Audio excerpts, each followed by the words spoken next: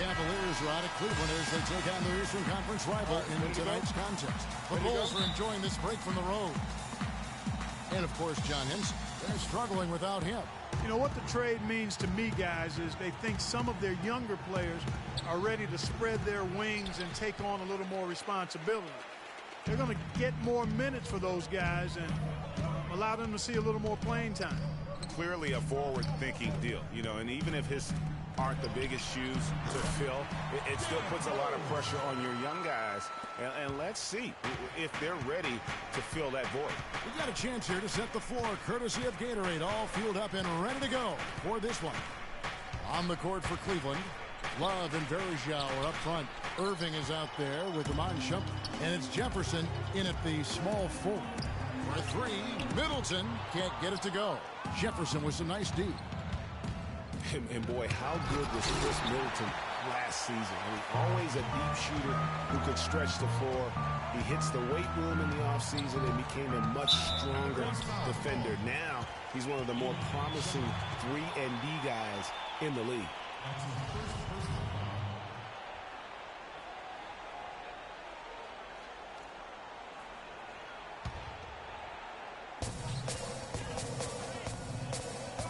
Irving against Rose. Kept alive. The Cavaliers have gone 0 of 3 from the field to start the game.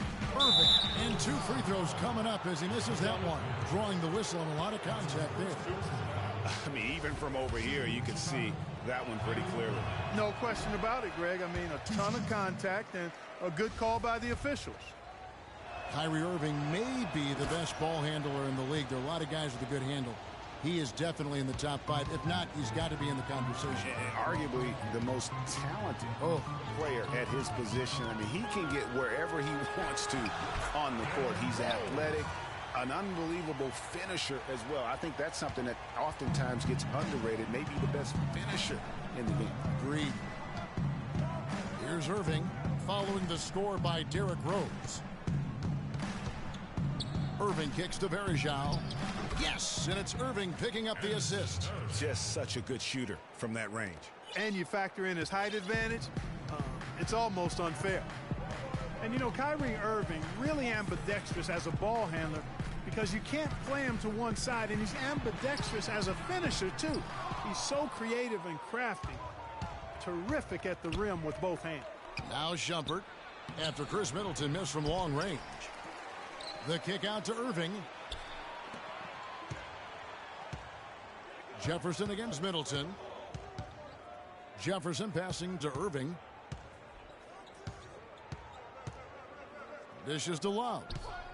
Goes back up, and they take the lead. Love's got his first bucket of the night. And one thing about Irving's ball handling, he does a great job of protecting the ball. A very low rate of turnovers for a player as aggressive as he is on the bounce. Explosive leaping ability. Oh, that was pretty. And he just has that effortless knack for getting inside. And guys, how about how fearsome he is at times? I mean, you'd hate to be the guy tasked with guarding him. Gobert with the block. And so the ball out of bounds. Gobert touched it last. Thompson, he's checked in for Anderson Varejao.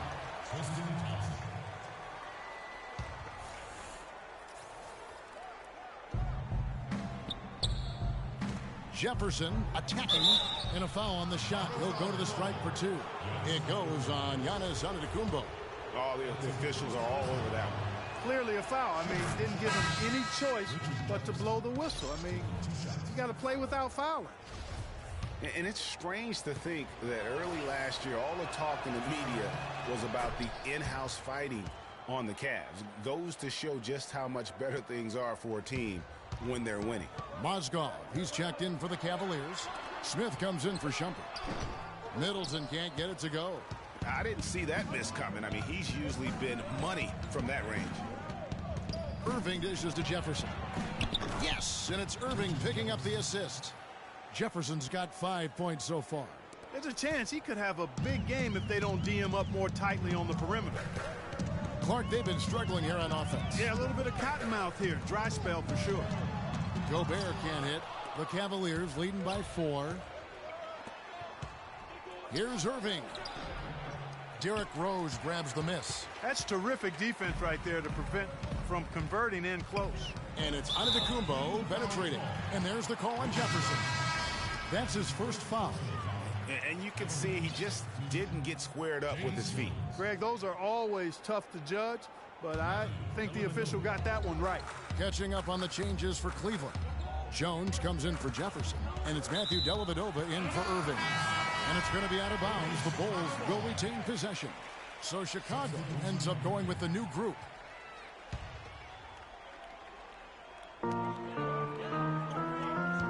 Bass, a screen on Smith.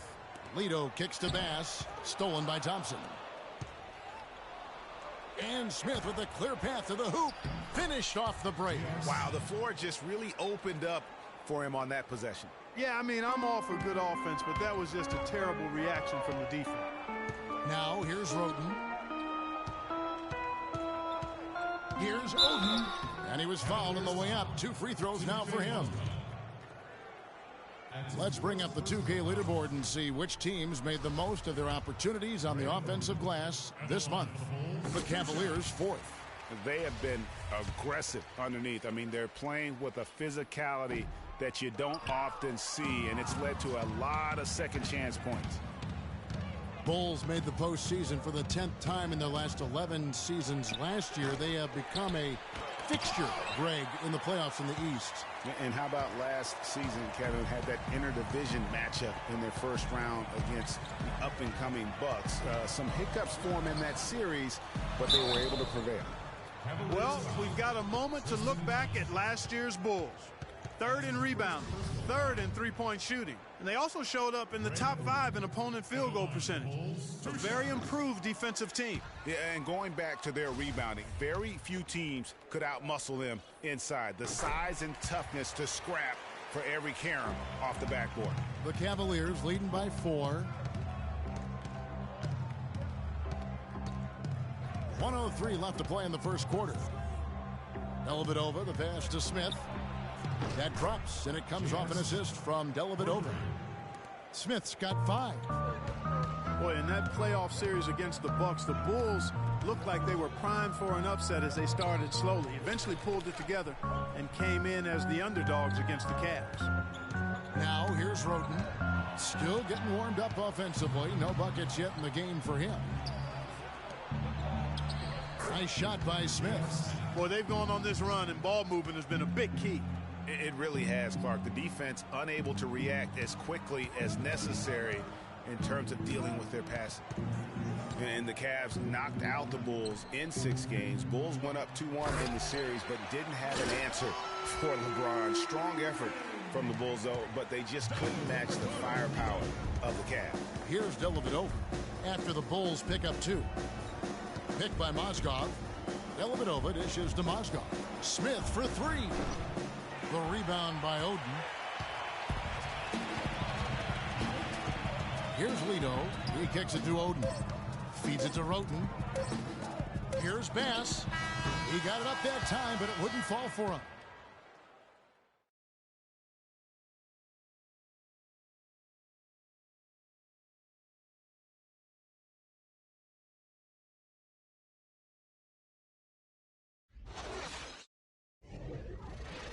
And that does it for the first quarter.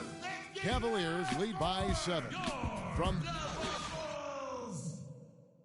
And LeBron James trying to will his Cavaliers team to its first title. He sat us down, maybe. When someone like LeBron talks about what you need to bring to the table, you better bring it. Yeah, I would think so. You'd be better served to go right along with what he's talking about.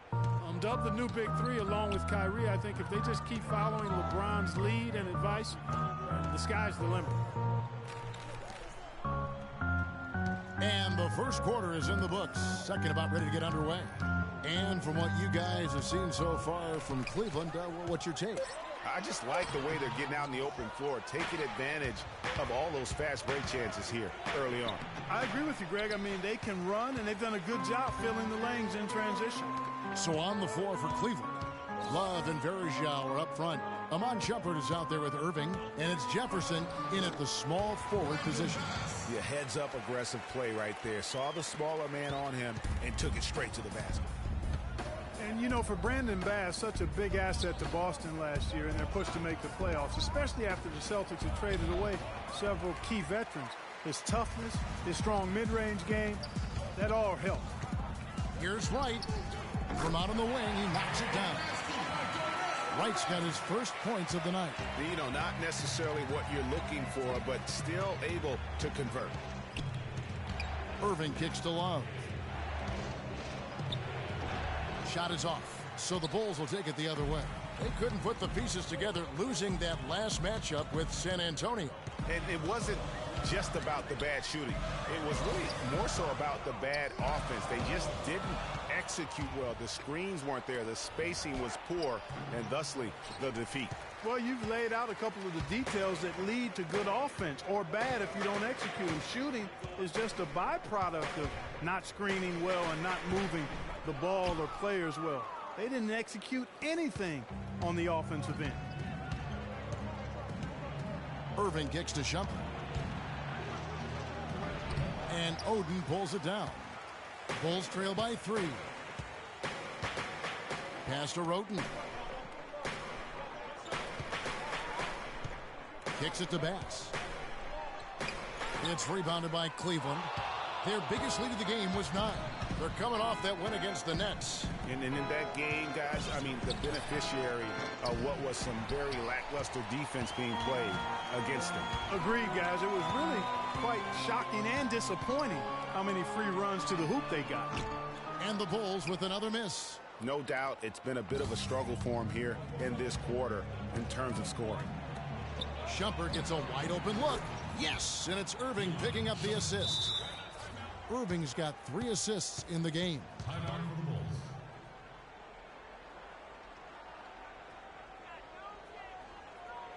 And the first timeout of the game called for Chicago. And for Kevin Love, such a big part of that Minnesota Timberwolves franchise. I mean, they drafted him 5th overall back in 08, and really he had been their catalyst his entire career. Even last year when he decided he finally wanted out, he helped the Wolves land Andrew Wiggins in the trade that shook the league.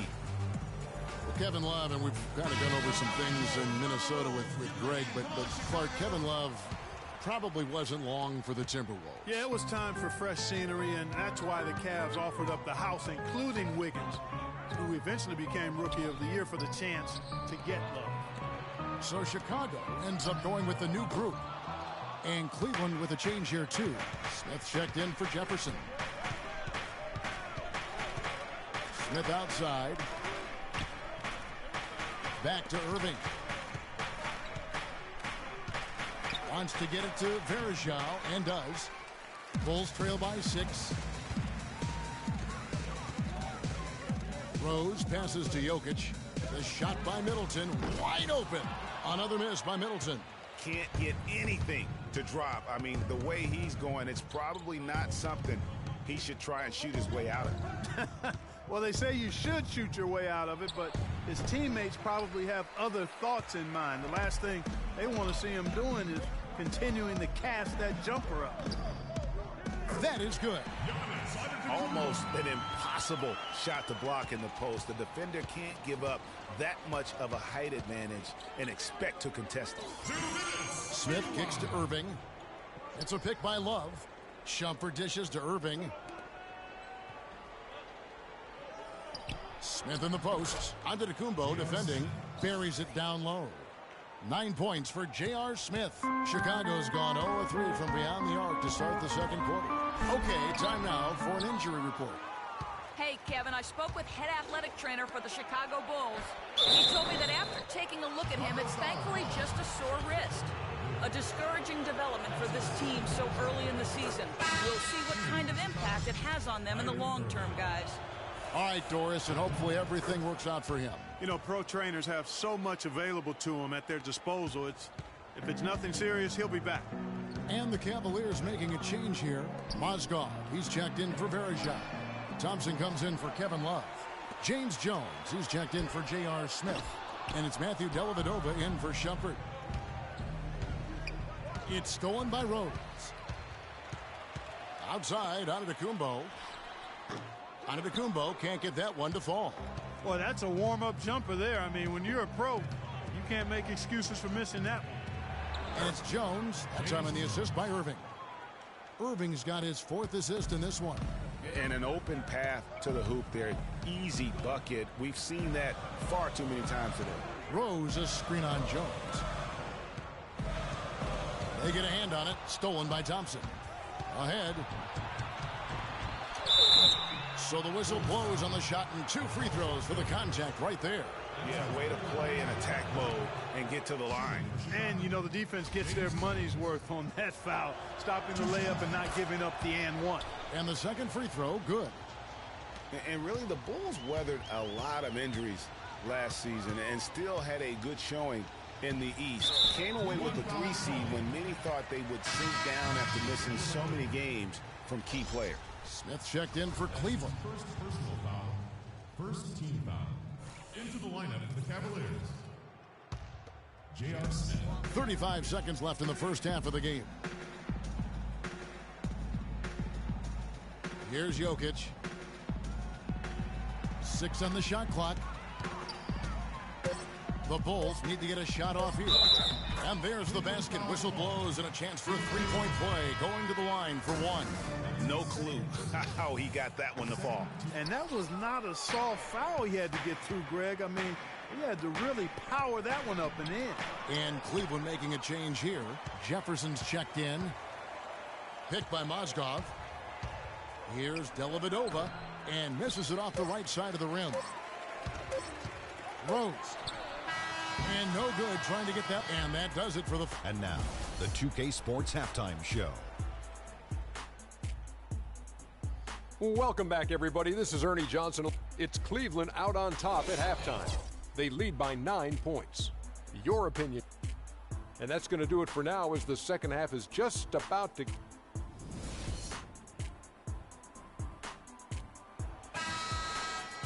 Now the second half about to start up and begin any moment.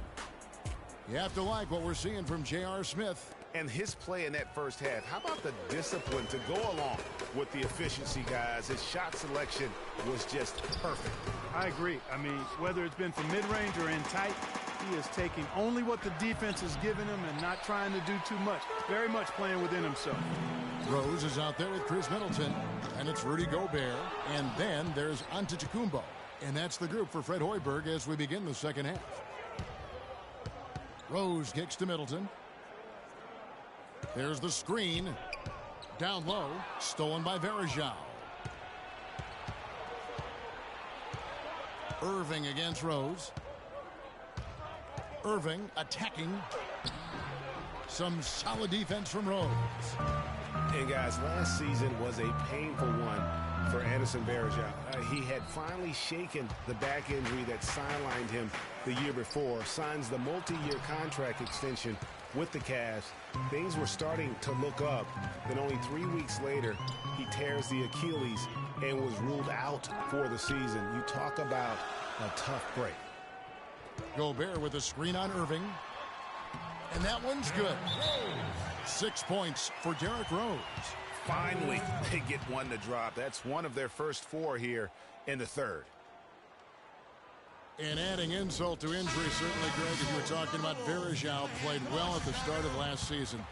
Shooting 56% from the field. Clark, I think he was over 70% from the line. Those were career highs. Yeah, and a terrible blow for Varejao and the Cavs because of that injury, the Achilles tendon. But it led to the deal for Mozgov, and that's worked out quite nicely. He hangs in there and cashes in on the second chance points. And the Cavaliers lead by 9. And that's a really deft touch right there, guys. And he just guided that ball back up and in. Clark, just a fingertip touch on the ball. Really well done. And you know what? No need to catch it in a situation like that. He's got terrifically soft hands, and that finish doesn't allow the defense to react. Nothing fancy there. Didn't need it. Nope. His only concern right now, Clark, is getting the points on the board, and I don't mean style points. I like the simplicity. Well, there's also style just with the fact that he's able to have that kind of a finish, though. Still, I like that pretty one-handed flush. They set the screen. Rose goes in, and 2 shots coming up at the line as he gets fouled on the shot. For Chicago, they have hit just 2 free throws in 5 attempts today. First one falls for him. And one problem with the Cavs last season was they put immediate pressure on themselves. A part of that was the trade for Kevin Love. Catching up on the changes for Cleveland. Thompson, he's checked in for Verjao. And J.R. Smith's subbed in for Richard Jefferson. Irving up top. He's covered by Rose. 6 on the shot clock. No good from Irving. As you said, the Cavs put a lot of pressure on themselves because of the trade. You could see it affect the way they came out of the gate, Clark. And you know, it was just night and day, Kevin, when the Cavs began to relax and click. I mean, a total transformation and turnaround. They would go 19-20 in the first 39 games, and then 34-9 over the rest of the season once those guys gelled and got locked in.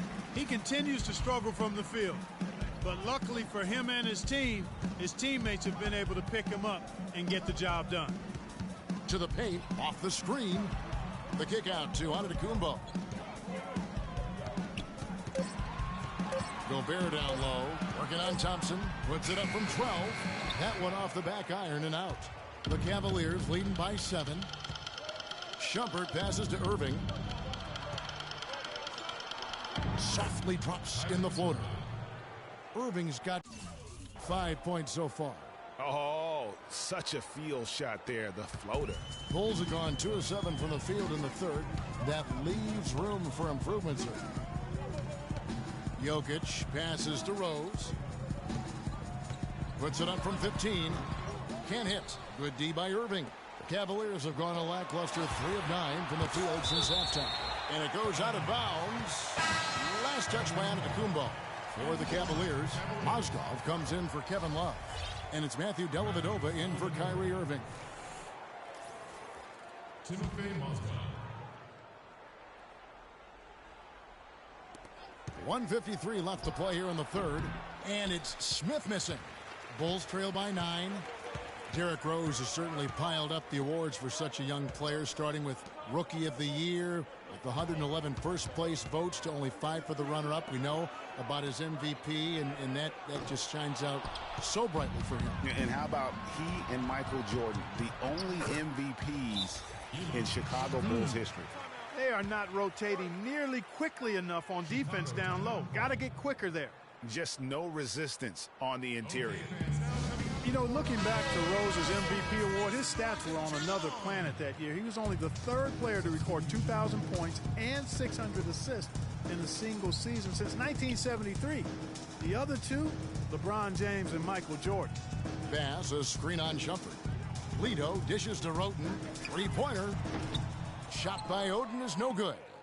The Cavaliers leading by 11.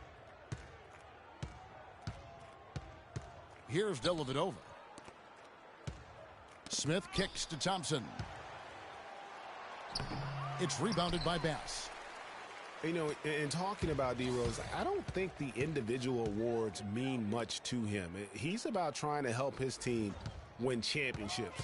And that's the kind of mindset he has to continue to display. Bass gets an open look. That's short off the rim. A slight rebound advantage for them. One more column in their favor, and it's all adding up. Well, you take a look at all of the stats, the team stats, that is, and that's one of the many areas that they've had the advantage in. As a result, they've got a big lead. The Cavaliers have shot 75% at the stripe, 6 of 8. And as a group, they shot 75% from the line last season. The Cavaliers making a switch here. Jefferson's checked in. If he can improve on what's been a shaky day for him thus far, they could stretch this lead out. And again, Chicago, no good. Outside Shumpert. Passes it to Dellavedova. The feed now to Jefferson. With 1 on the clock, and he was fouled in the act of shooting. Chance here now for a 3-point play. Dellavedova is really good at finding his teammates.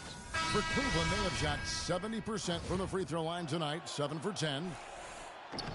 And that one falls for Jefferson.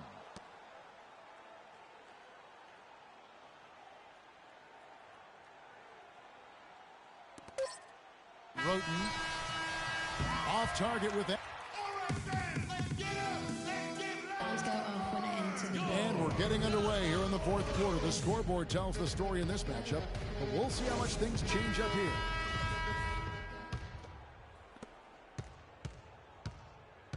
On the court for Cleveland, Love and Verjao are up front. Irving is out there with Matthew Dellavedova.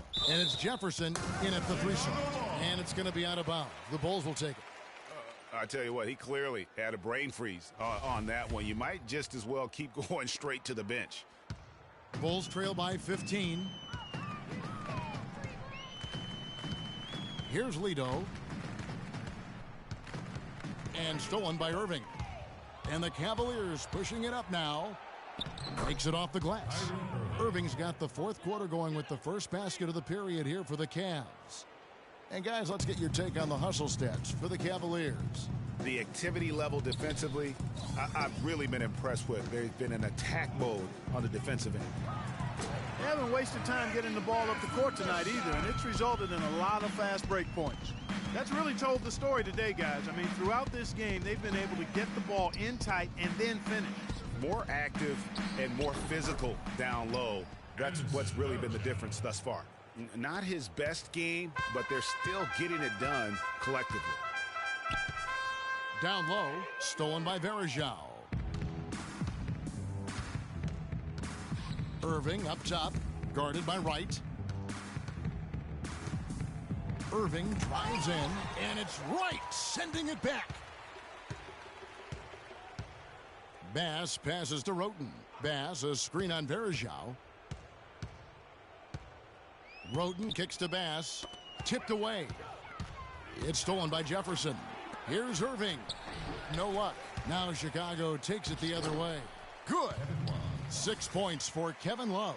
And that putback about as easy a bucket as you're going to get. Exactly what happens when you don't box out, Greg. Wright dishes to Oden. To the inside, Roten. And he finishes nicely on the layup.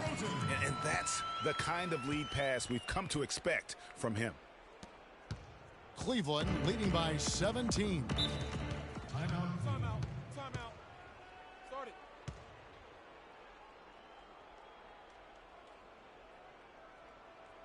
And the Cavaliers call time here. Oh, guys, what a nice surprise Tony Roten was last season, especially effective taking over at the point, Clark, with Michael Carter-Williams gone. Yeah, Roten put up a career-high 5 assists per game and really worked hard at the defensive end as well. He's one of the few talents on the Sixers roster that hadn't been traded away. Love with the screen for Smith. Out to the right wing. Another shot. The drive by Love. He takes it up and lays it in. Love's got 4 this quarter. No doubt about the consistency when it comes to scoring the basketball for him tonight. A real nice lift for their offense. And for Roten last season, he even took on more of a scorer's mentality. Went up in points, went down in field goal percentage. But like a boxer, he gets a little extra credit for pushing the action. And, you know, talking about Roten, I think the next step in his development is to produce at the same level but with greater efficiency. Too often his highlight reel passes led to turnovers. He would gamble defensively, too. That's, to me, just a young player growing up on the job. Thompson, he's checked in for Kevin Love. Cleveland with a very strong year last year. They were a very solid team on the road, as most LeBron-led teams are. Clark. Yeah, he's a special guy in terms of how he can elevate other players. Didn't start out hot on the road, but eventually got it together and ended up 22-19 away from home. And that one's good. Bulls trail by 20. Rose goes in. Here's Oden. Rebound by Smith. The Cavaliers have gone 5 of 8 shooting as we've come down the home stretch in this final quarter. Picked by Verjao. Jefferson against Rose. Jefferson's shot is off. And back to the Cavs and their road play. Teams with a lot of new players coming in can struggle early. It's especially evident when playing on the road. Oden passes to Rose. And all around the rim that time before dropping in. And that's another assist for a team that is putting on a clinic on how to share the ball. And I love the mentality that they've had. If a shot isn't there, they're not forcing it. They're moving it side to side until they finally get the one they want. Smith kicks to Varejao. Oden with the rebound. Oden's got 4 rebounds now tonight. Talk about being streaky on the road. That's what the Cavs were. I mean, could rattle off 4 wins on the road in a row, then come back empty from their next road trip. They did seem, though, to get stronger and more steady as the season went on. And so just rolling to the finish line now in what has been a very confident-looking performance for the Cavaliers. Fewer miscues made the difference, Clark. Yeah, I thought the fact they minimized their turnovers was huge. It was a terrific all-around effort. And during the long NBA season, each contest important here tonight. Tonight's win will give them 4 on the season. And so many key players that you could point to tonight, but in particular, a great game for Love. And the way he rebounded, he surely was a spark for the team as he was securing everything that came off the iron. Dellavedova kicks to Smith. He dishes it to Jones. Here's Dellavedova. Soft touch off the glass. And the Cavaliers lead by 20. And this is going to be a fantastic result for them. No win on the road comes easy. Not in the NBA, they don't. And trust me, they're going to take a little extra pleasure in this win, having silenced an entire building of hostile fans. And it's Middleton penetrating. Shot clock at 5. Here's Gobert. So he gets the whistle. Contact on the way up and 2 shots coming up. No question he got bumped on that shot. Yeah, the officials didn't need to talk that one over. It was obvious. At the line for the Bulls, 2 shots. No luck that time either. They're making this a runaway.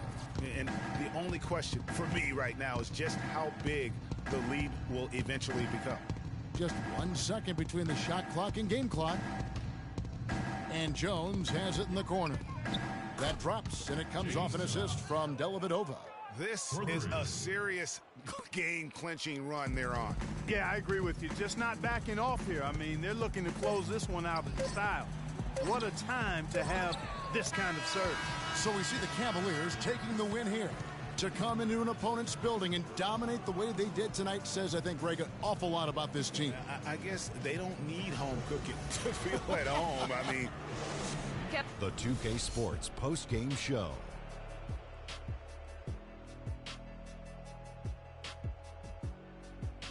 Welcome back, Ernie Johnson, along with Shaq and Kenny the Jet. Kevin Love. How much would every team like to have a big man who's able to do the things that... And folks, that's it for us. Thank you for tuning in. Always a pleasure.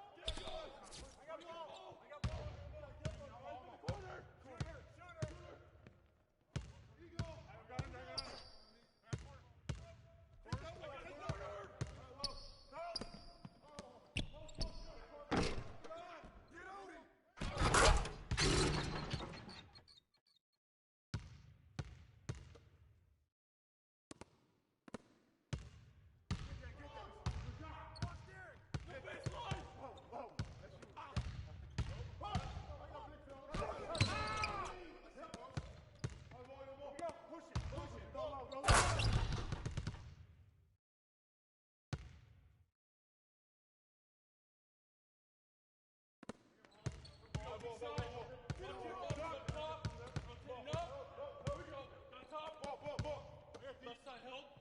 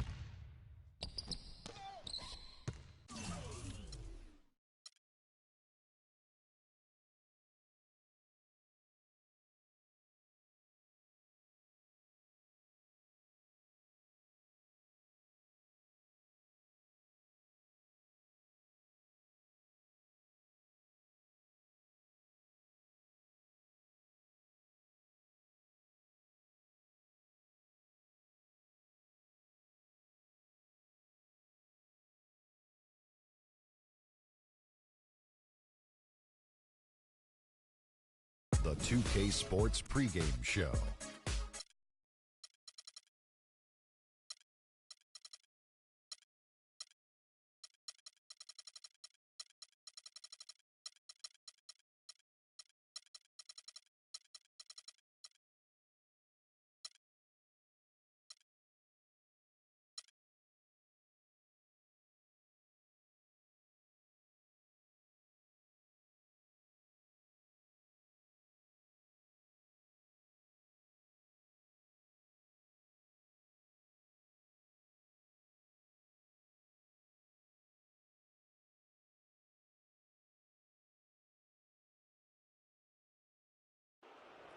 Let's meet the visiting team, Minnesota Timberwolves.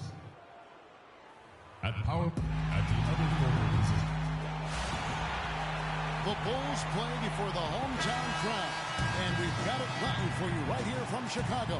The Timberwolves looking for a strong start to this road trip. You know, I'm really excited about seeing how this team is going to evolve since the trade. I mean, he's a guy that can end up being a key player for him down the stretch. No doubt about it. I mean, there are some guys you win with and some guys you win because of it. And when you look at him, though not a superstar, he's the type of player that they've been missing and can really, I think, help this team come together. All right, let's set the floor. Courtesy of Gatorade, all fueled up and ready to go.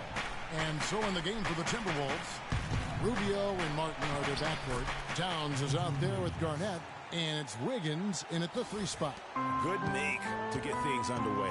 Yeah, and always a relief, I think, to get those first points out of the way and actually get that first sweat and that first bit of contact in the game, because it just settles you down a little bit. Here's Middleton. Garnett with the block. It's 2-on-1.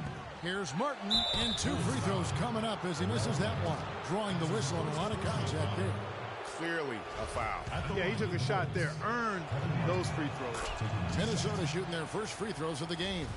And just to mention, a season ago, they were very comfortable at the line, hitting about 78% of their free throws. And you can't take those numbers lightly, fellas. I mean, their free throw shooting made a difference for them in a lot of their games last season. Karl Anthony Towns didn't come into the previous year as the most highly touted prospect, Clark, but his play last year at Kentucky would change that. No question about it. People knew he was going to be good, Kevin, but you saw him being this good. He showed he could do a little bit of everything as a Kentucky big. Here's Rubio following the basket by Terrell Wright, and it's Wiggins missing. Bulls have gone just 1 of 4 to get this game started. Antetokounmpo kicks to Middleton. There's the pass to Bosh. The kick out to Rose. Kevin Garnett grabs the miss. That would have been lucky had it fallen. Poor shot selection. Yeah, look at the coach's face and the expression. It says all over it. Are you kidding me? Now here's Antetokounmpo after the miss from Ricky Rubio. Antetokounmpo dishes to Wright. Back to Antetokounmpo. Here's Bosh. It's good. This time the assist from Rose. And it's a tie ball game. You know, he'll make you scratch your head and throw your hands up as a defender. I mean, you just don't know how to play. Outside for Martin. A three-pointer is right on target. For 3. Martin's got 5. They really can't allow him too many open looks like that. I mean, that's just inviting trouble. They blow the whistle just as he gets it off. That's 2 points with a chance for another one at the stripe. You know, huge height advantage there, but because of the great body control, he's able to cancel it out. Agreed. The body control essential in that situation. I mean, if you're giving up a bunch of height, then you better be able to manufacture things in the air. Nikola Pekovic is checked in for Kevin Garnett. Now, here's Rubio. Really had troubles in that loss to Sacramento. And last season, really a tale of 2 halves for the Wolves. When Ricky Rubio returned from injury, they just looked so much more in sync as a team. Now, here's Rubio. Chris Middleton unable to get his last shot to go. Martin kicks to Pekovic. Uses the glass to finish the layup. Oh, Maestro, he is so good at making those lead passes, like conducting an orchestra. Well, the Wolves improved just very slightly last year in terms of wins, Clark. The quality of play on the floor, though, was visible. Yeah, and the team's point differential was a lot better with Rubio in the lineup. They did have some big wins over quality teams, and Rubio's impact was certainly noticeable. Superb assist there. He played the role of the maestro on that one. Rose with the ball. His last outing, he had 8 points.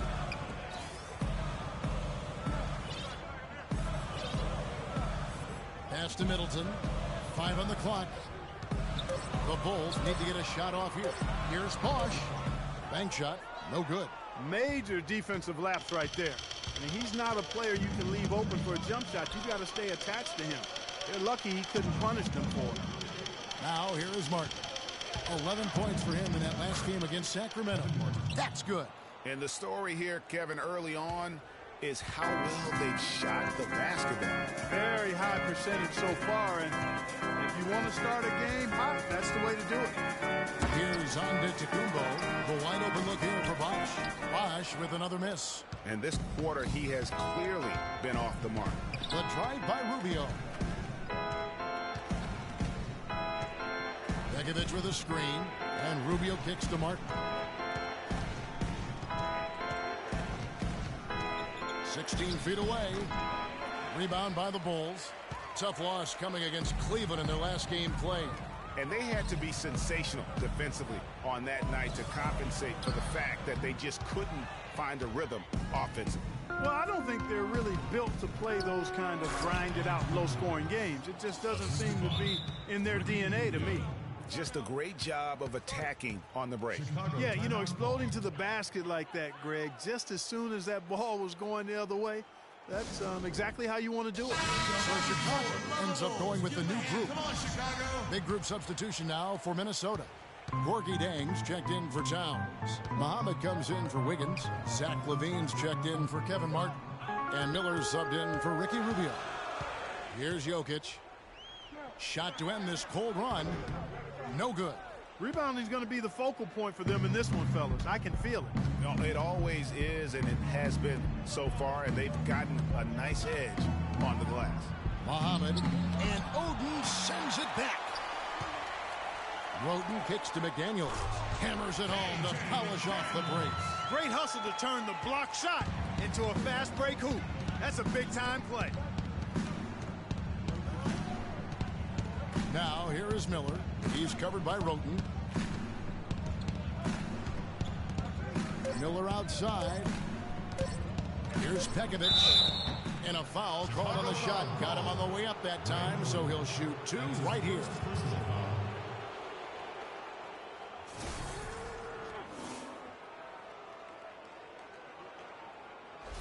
For Minnesota, they have gone 2 for 2 in the game at the line.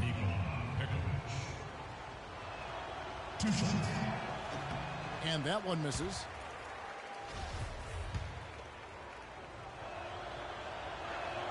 He hits the second from the line.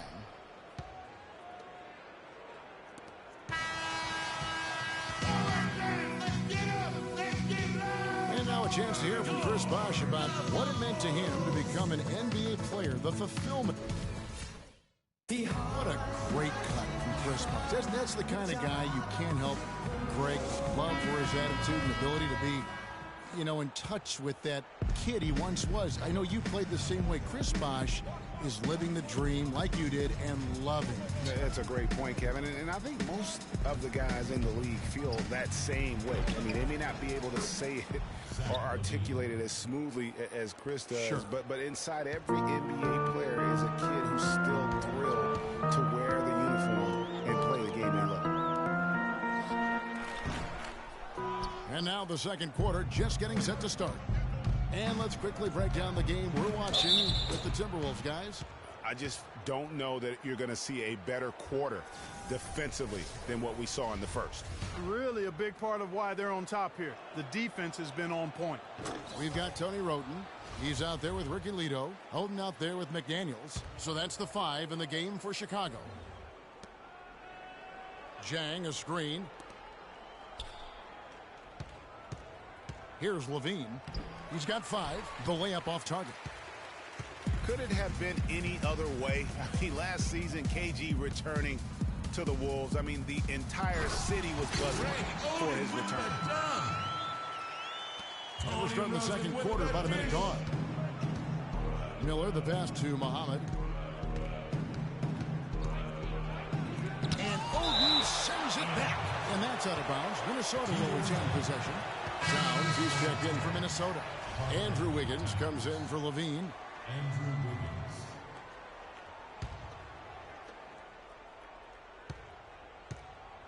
Now Jang looking for his first basket still in this one.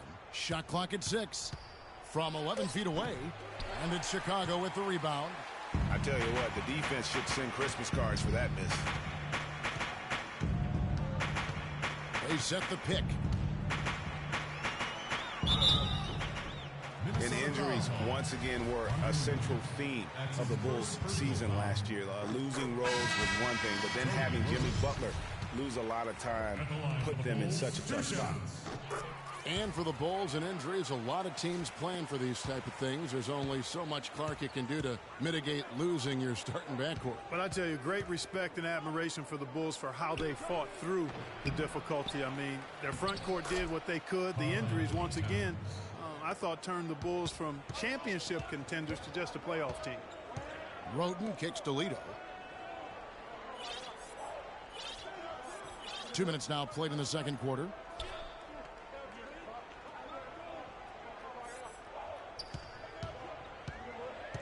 To the inside.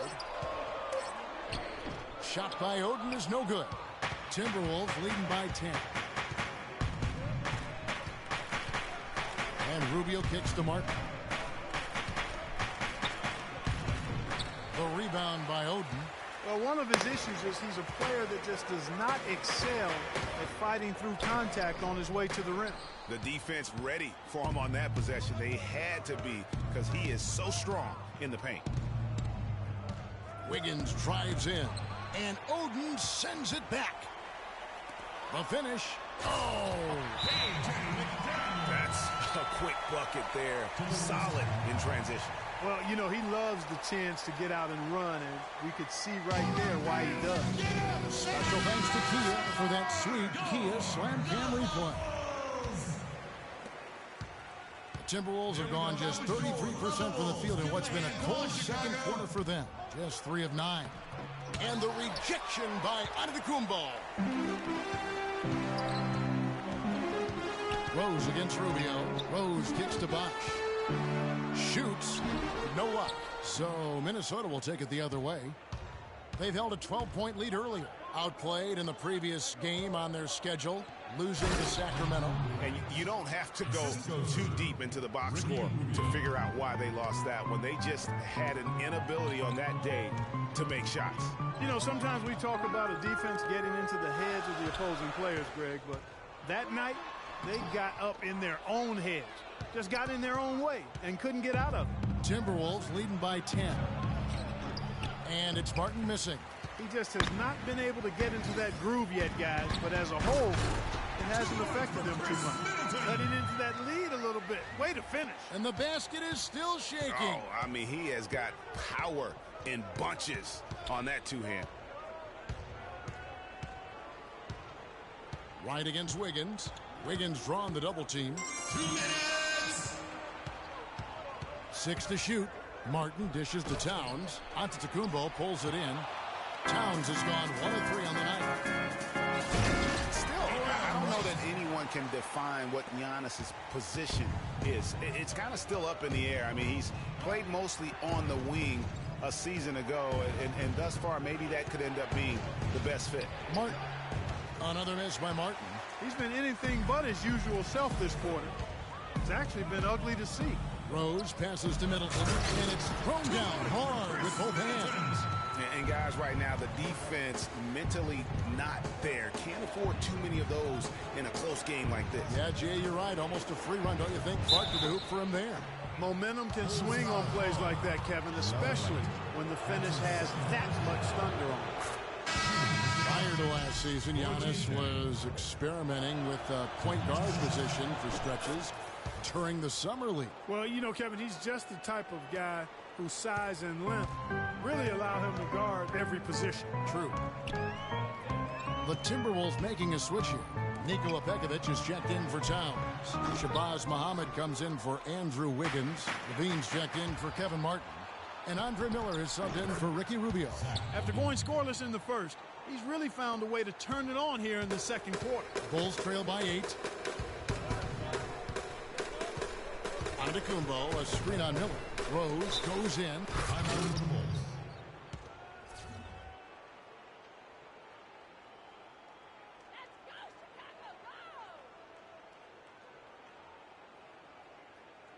Time called here. The Bulls decide to talk it over.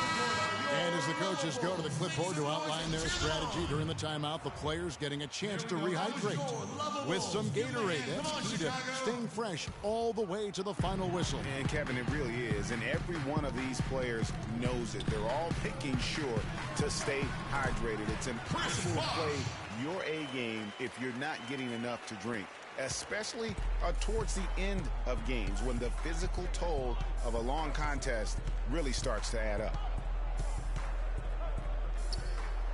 Miller kicks to Pekovic. Pass to Muhammad. Here's Levine. Defended by Middleton. Levine, good.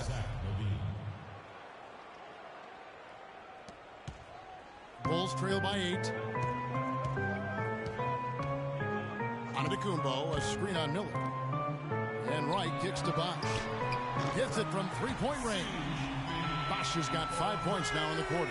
You know, what an advantage he brings to this offense, guys. I mean, being able to drain the three ball, that really can spread a defense and extend the defense as well. And the first half comes to a conclusion in a game that has been very close so far. Timberwolves lead by 5. And time now to go courtside as we send you over to Doris Burke from the sideline. Doris? Well, I'm here with Kevin Garnett. And Kevin, how does this team navigate the ups and downs and pressure to come out and win games like this one that you're in the middle of here tonight? Nothing's easy. You know, we do it together. We don't do it individually. And when we do, we look bad. But when we do it together, we look pretty darn good. KG, thank you for the time. Guys, he's always preaching team. Thank you, Doris. And folks, don't go away after the break. We'll see you right back here for the start of the second half in the third quarter. It's the 2K Sports Halftime Show.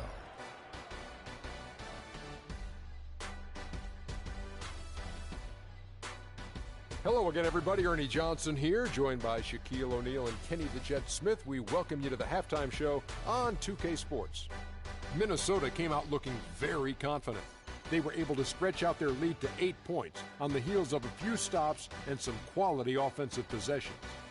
By the end of the first quarter, their lead was 7.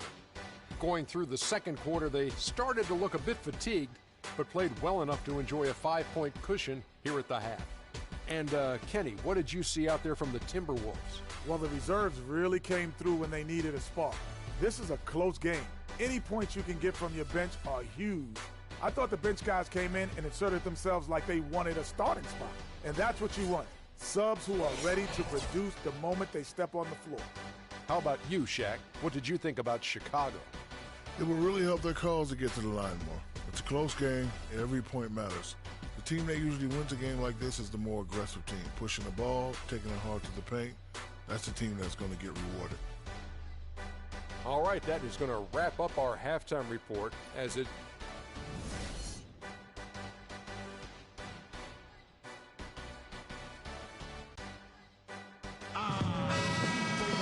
And it's been a back-and-forth game so far with no ground given through the first half. Third quarter starting here now. You look at Zach LaVine, he's really been playing well. I know we've said this many times before, but what a great first half. Just an offensive juggernaut. And, you know, in the end, I wouldn't be surprised if we're talking about what a great second half he had, guys. And he can usually keep it going for all 4 quarters. So on the floor for Minnesota, Martin and Wiggins out on the perimeter. Garnett out there with Towns, and it's Rubio in at the point. And both free throws good for Wiggins. Well, it didn't take long for us to see just how explosive Andrew Wiggins can be in the air. I mean, had a handful of huge dunks throughout the course of the season. He's going to make a lot of posters during his NBA career. Here's Bosch. No good. And Minnesota will come the other way. They've held a 12-point lead earlier. Solid rebound there, and with the score like it is, that's an area where they can't afford to get lazy.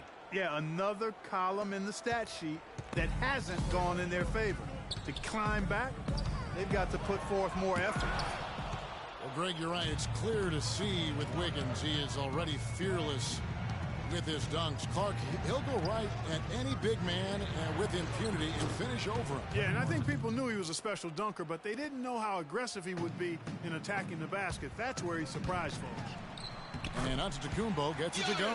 And defensively, they're on their heels every time the ball comes inside. Yeah, I think they've got to ramp up the aggressiveness, Greg. I mean, if they don't, things are just going to get worse from here. And the dunk by Towns. We're seeing the shots start to fall for them now. Yeah, exactly. I mean, this has been an extremely efficient second half for them up to this point. Here's Bosch. Oh, and that one, no question, powered it down. And really nothing like a good old-fashioned throwdown to get a team going. And, Greg, they do need to get going. They wouldn't mind, shaving a couple more points off that lead right away. Well, if the defense keeps giving up easy baskets like that, it won't be a lead for long. And now Doris Burke has an update from the sidelines. Thanks, guys. I got a chance to hear what Flip Saunders was saying to his club. He said their plan was run their offense through Wiggins. Coach is calling on him to play a big role in the offense for the rest of this game, to really be one of the key guys for them down the stretch. He also wants them to concentrate on working as a team at the offensive end. Passing, patience, and teamwork. Those were the messages. Those are likely not the last adjustments they make today, guys. There's still time left in this one. Back to you, Kevin. And thanks for that story, Doris. It just hasn't been a very good day for him, guys. They need him to start burying some of those. Some solid defense from Antetokounmpo. Now, nice work there to contest the finish inside. They got the shot they wanted, but his defense, deterred them from those plans. Hard to get that one off with the size difference there. That makes it a tough individual matchup for him, especially down low. Well, took on the big guys going in there and challenging them like he did. But, boy, that was a nice job. And the basket by Rubio. The defense has not been able to keep the ball out of the paint at that end of the floor. And I'd be interested to know just how many of these attempts have come from inside of 5 feet. Well, I tell you guys, when you look at this Wolves team, the outlook is really bright. A lot of young talent that's fitting together nicely. Good skill set. I think this group could be one to watch and really good going forward. Outside, Martin. Jang inside. Antetokounmpo defending, and they'll keep possession. Towns kicks to Rubio. There's the pick. Inside. Here's Dang. You look at Gorgie Jang and his development in the league out of Louisville. What a big jump for him last season. And that's a great point. That first year, you could tell the game was a little too fast, and he was a bit overwhelmed, but started to get more and more minutes throughout the season and really blossomed with the extra opportunities. The Timberwolves making a switch here. Nikola Pekovic is checked in for Towns. Shabazz Muhammad comes in for Andrew Wiggins. Levine's checked in for Kevin Martin. And Andre Miller is subbed in for Ricky Rubio. Tell you what, Kevin, they'd love to see him get a lot more of those opportunities. Clark, that deficit will go away quickly if he does. And how about how he capped that one out? Almost like the 1-2 punch. Pekovic with a screen. Pekovic with a screen on Middleton. Doubled by Bosch. Levine dishes to Pekovic. Here's Muhammad. Another miss by Minnesota. And Jang last season doubled his points per game. Got enough rebounds where he could be a double-double player every night in the near future. 3-on-3. Here's Muhammad. Good. And Miller gets the assist. And the Timberwolves lead by 8. He's always thinking. That's what I like about him. Spotted the open man and immediately changed out of his shot and gave it up. And Yang isn't a young player by any means, but he has learned how to fill a niche on a team quickly. Just offers good numbers and intangibles in a lot of places on the stat sheet. So Chicago ends up going with the new group. Roten, the pass to Jokic, and he goes strong with the one-handed jam. Up high and down hard with the one-hander. Got a little extra forceful with that one, didn't he? Huh? Yes, sir. Yeah, and I think that's going to rouse up his teammates, no doubt. Here's Muhammad. Will not go. This is off the front iron. Bulls trail by 6. And here is Roten. Here's McDaniels. No good from outside. We've got 1:08 left in the third. Here's Levine.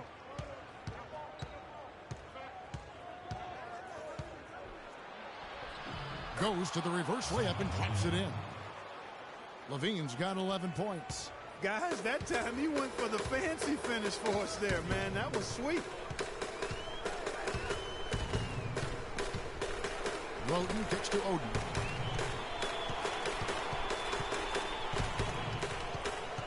Down low, McDaniels, and it's good. Fought through contact, hits the shot. He'll go to the free throw line. The Timberwolves making a switch here. Garnett's checked in. For Chicago, they have been solid at the line so far. 4 for 4. And at the line last season, about 78% as a team.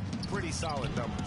And, you know, that just added to their confidence at the offensive end. I mean, knowing that free throw shooting was something they didn't have to worry about gave them a lot of confidence to play freely. The shot by McDaniels, no good. Miller outside.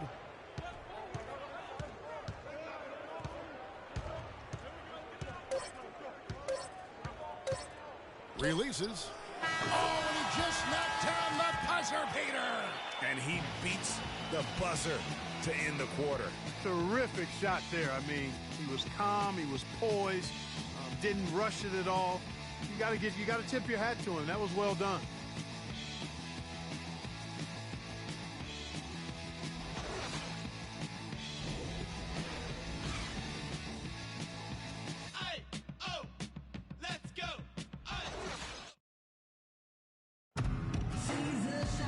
Well, welcome back as we get set to start the fourth.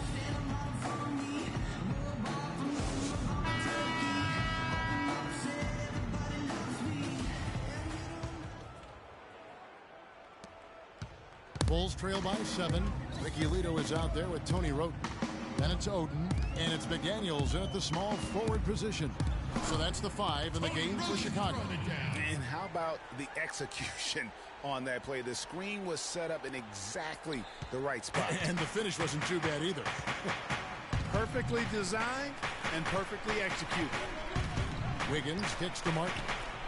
That falls. Nice feed that time from Wiggins. Wiggins has got 3 assists tonight.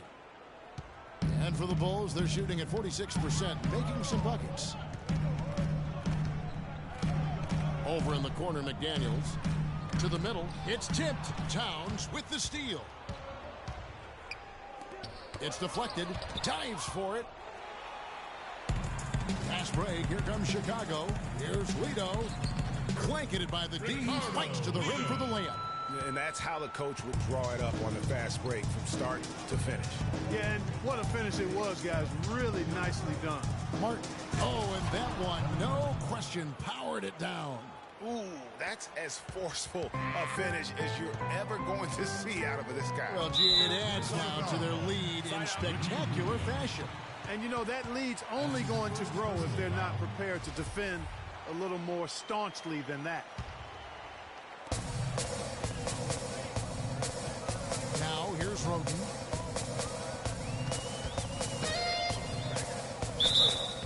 Foul call that time on the way up. That'll give him 2 chances at the free throw line here. And let's get your take, guys, on the scoring breakdown for the Timberwolves. The mid-range that you've seen from them about as good as it gets. And there has not been a drop-off in the second half.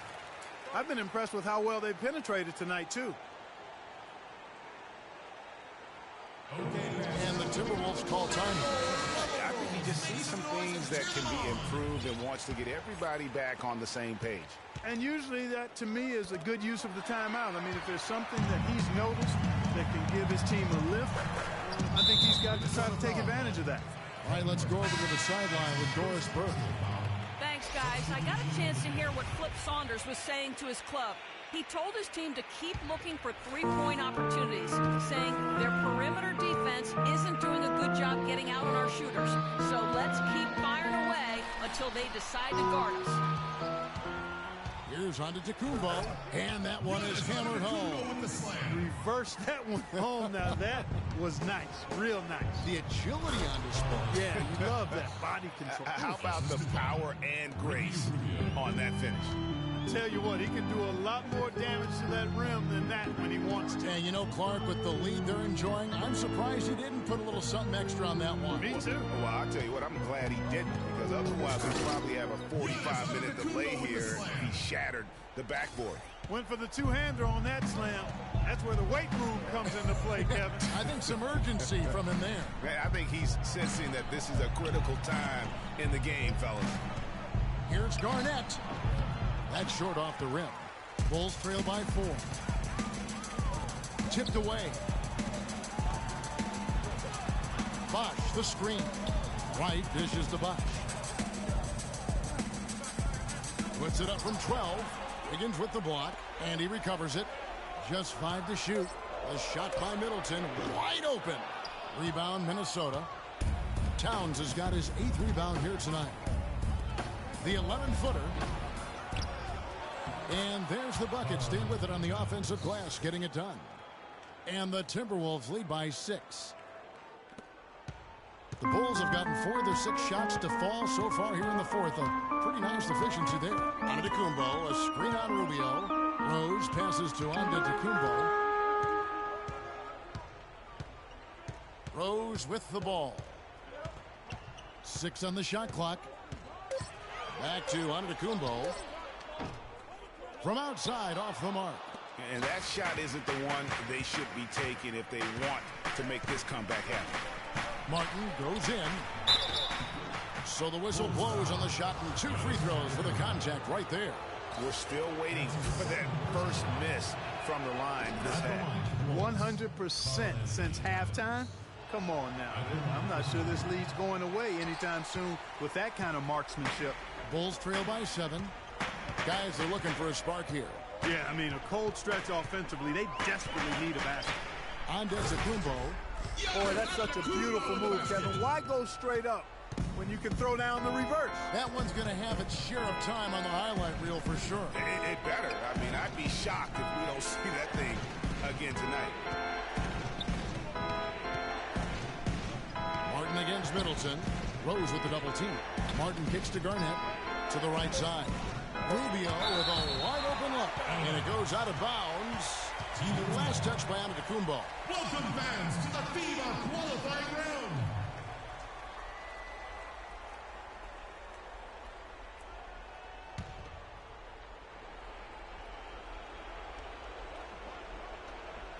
There's 1:38 left in the 4th quarter.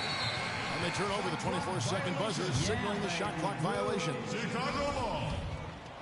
The Bulls have gone 5 of 8 shooting as we've come down the home stretch in this final quarter. Rubio against Rose. To the middle, here's Bosch, and he jams it after taking the nice feed on the run. A splendid pass that time by Rose. And the Timberwolves call time. They're in front by 3. 1:19 left to play here in the 4th.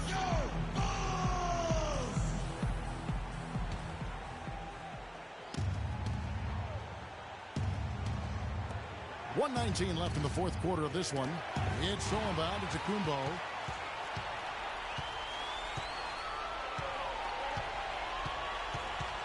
Bosch, a screen on Martin. Antetokounmpo kicks to Bosch.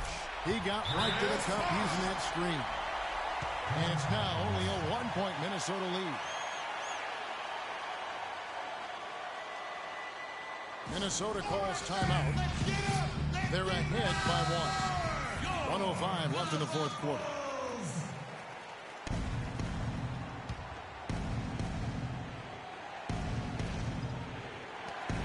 $1:05 left in the 4th quarter. Here's Garnett. The Timberwolves again can't hit. For Chicago, they've gone 7 of 10 shooting the ball since the start of the fourth quarter. Rose against Rubio. Rose dishes the box. In the corner, Middleton with it. 4 on the clock. It's in! Those are huge points. Beyond huge, partner. I mean, they needed that bucket desperately. And it's Martin penetrating. And so he earns a trip to the line. Officials saw the contact, and he'll shoot 2. We've seen Kevin Martin getting it done. He's got 16 points, and he's done a little bit of work behind the arc. He's got a pair of three-pointers. And you know what? The defenders have that in the back of their minds now. They'll be on him a little tighter.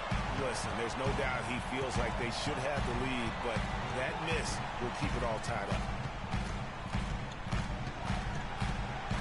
Antetokounmpo against Martin. Missed. Had a foul to give there, but you'd rather not have it cost your team points. I agree. I mean, you would have been better off using it on the floor and not on the shot. The foul had to come either way, so it is what it is. That is delivering in the clutch. Just one more stop is all they need. Minnesota calls timeout. They're behind by 2. There's 14 seconds left in the fourth quarter.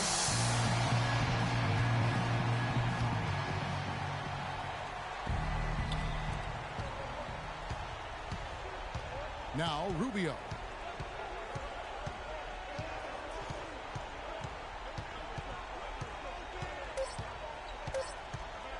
Sees the alley-oop. And so the big win by Chicago in a tight game. That was a fun night of basketball and fabulous finish as Clark they continued to wait out until the very last moment to seal it. Yep, and it might not be the way a coach would have drawn it up or wanted it to end, but these fans love it. And time now to go courtside as we send you over to Doris Burke from the sideline. Doris? Derek, congratulations. The 2K Sports postgame show.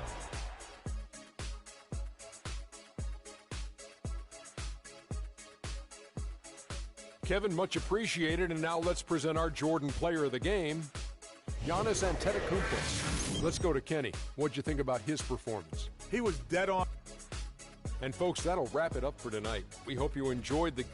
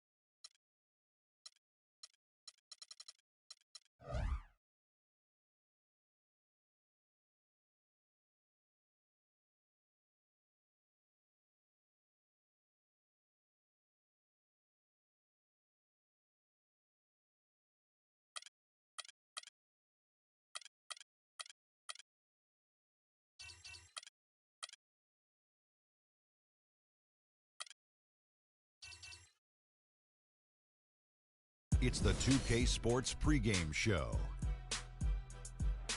Hello, everybody, and welcome to the NBA on 2K Sports. Ernie.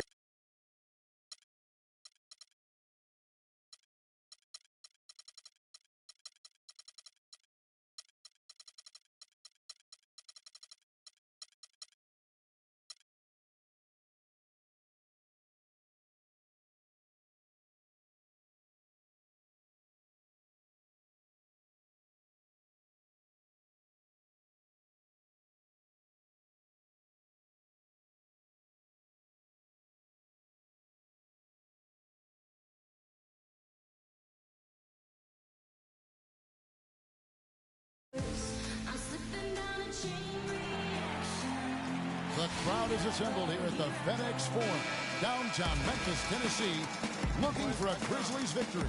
Welcome to 2K Sports, bringing you the NBA. This is Kevin Harlan alongside Clark Kellogg and Greg Anthony. And, of course, Chuck Hayes. Since he's out of the picture, the team will have to fill his shoes. Kevin, I thought he was really an important player for them, undervalued and not given the credit he deserved. That's not to say the trade was a mistake, but I think they'll miss him more than you might expect. You know, chemistry-wise, I agree with you, Clark, because he was a glue guy. You know, he's a guy that kind of held things together for them in a few areas, and so not having him around might take some getting used to.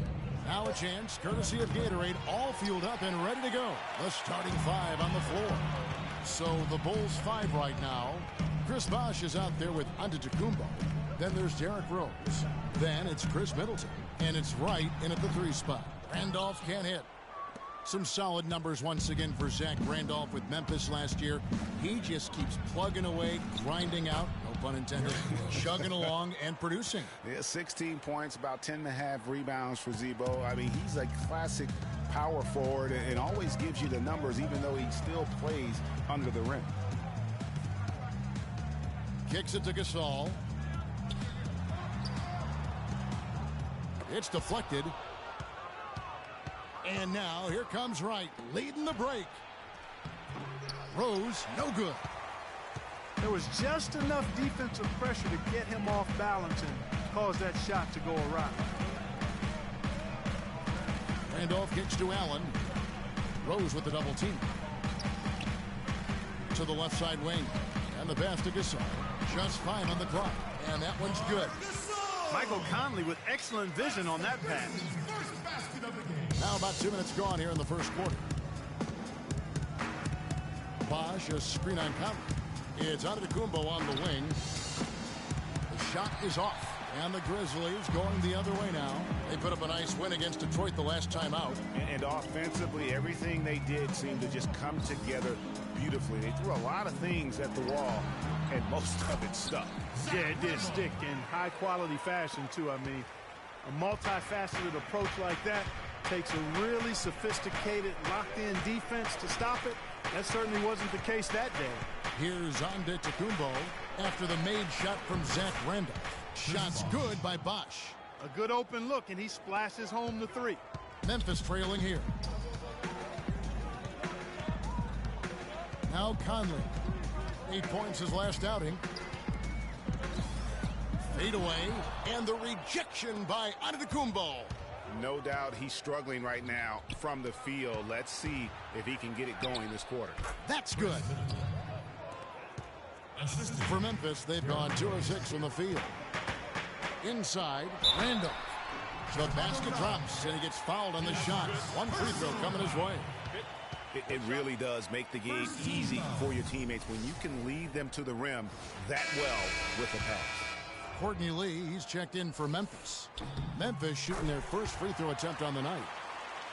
Zach Randolph getting up there in his mid-30s, but his game has never been based on explosiveness. So it's all about strength, skill, and craft when you talk about Z-Bo. And he's aging gracefully. A lot of space right there to get that shot off. Not a very good job of the defender getting over the top of that screen in that particular play. Now here's Randolph. He's got 5. Gasol a screen. Green dishes to Conley. 6 to shoot.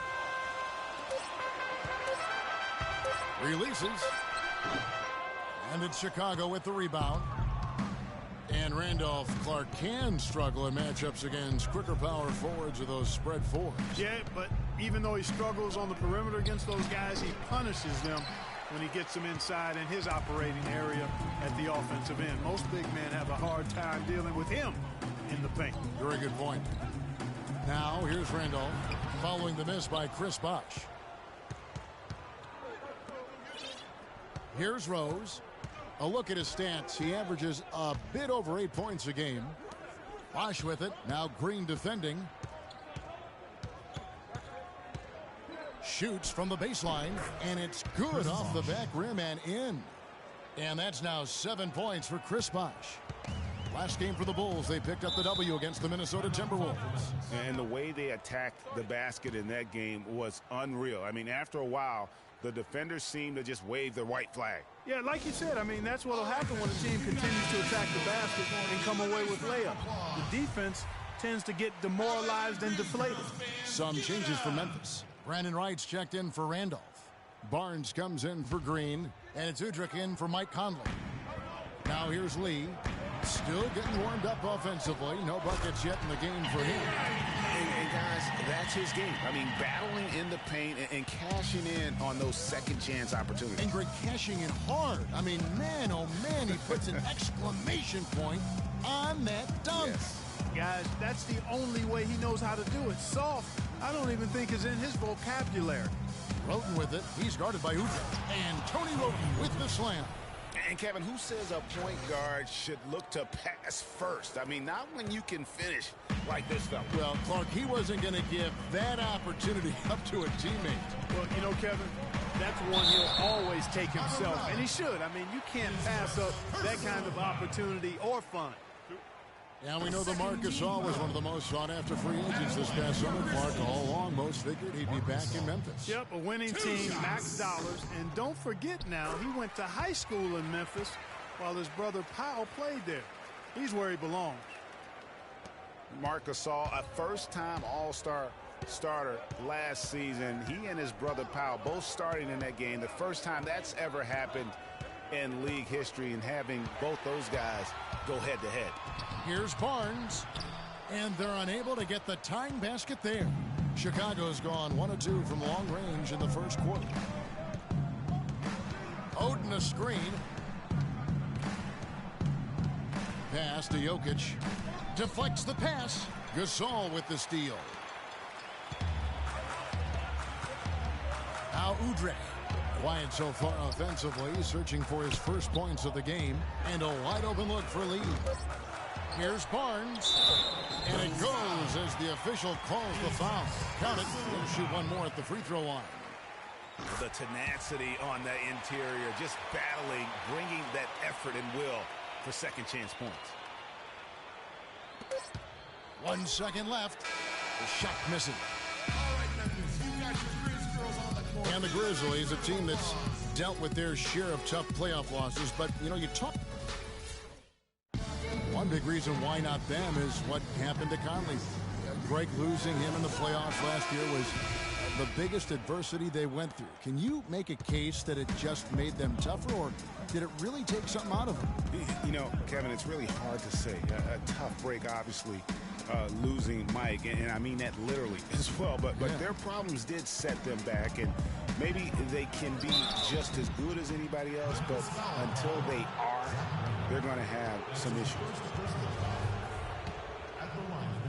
And the second quarter getting underway. No team gaining an edge so far. What stands out to you from the Grizzlies in this one? It's been about the effort. Love the hustle they've shown here in the first. Yeah, it's due to their hustle, as you said, Greg, and it's showing up on the scoreboard, too. So for Chicago right now, we've got Oden, Tony Roten out there with Ricky Lito, and it's McDaniels in at the small forward. Right side, Green, out to Conley. Shot clock at 5. Hits it from three-point range. Conley's got the lead up to 2 now for the Grizzlies. And back and forth we go. That bucket gives us another lead change. Too many of those to count. These teams have matched each other shot for shot play for play, it has been impressive. And it was the screen there, guys, that freed him up as he ran his man into it. And then it was all acceleration, GA, to the bucket right after that. Almost a backboard breaker. Wright sets a screen for Green. Here's Randolph. Got a hand on it. That's out of bounds. The Grizzlies able to retain possession here.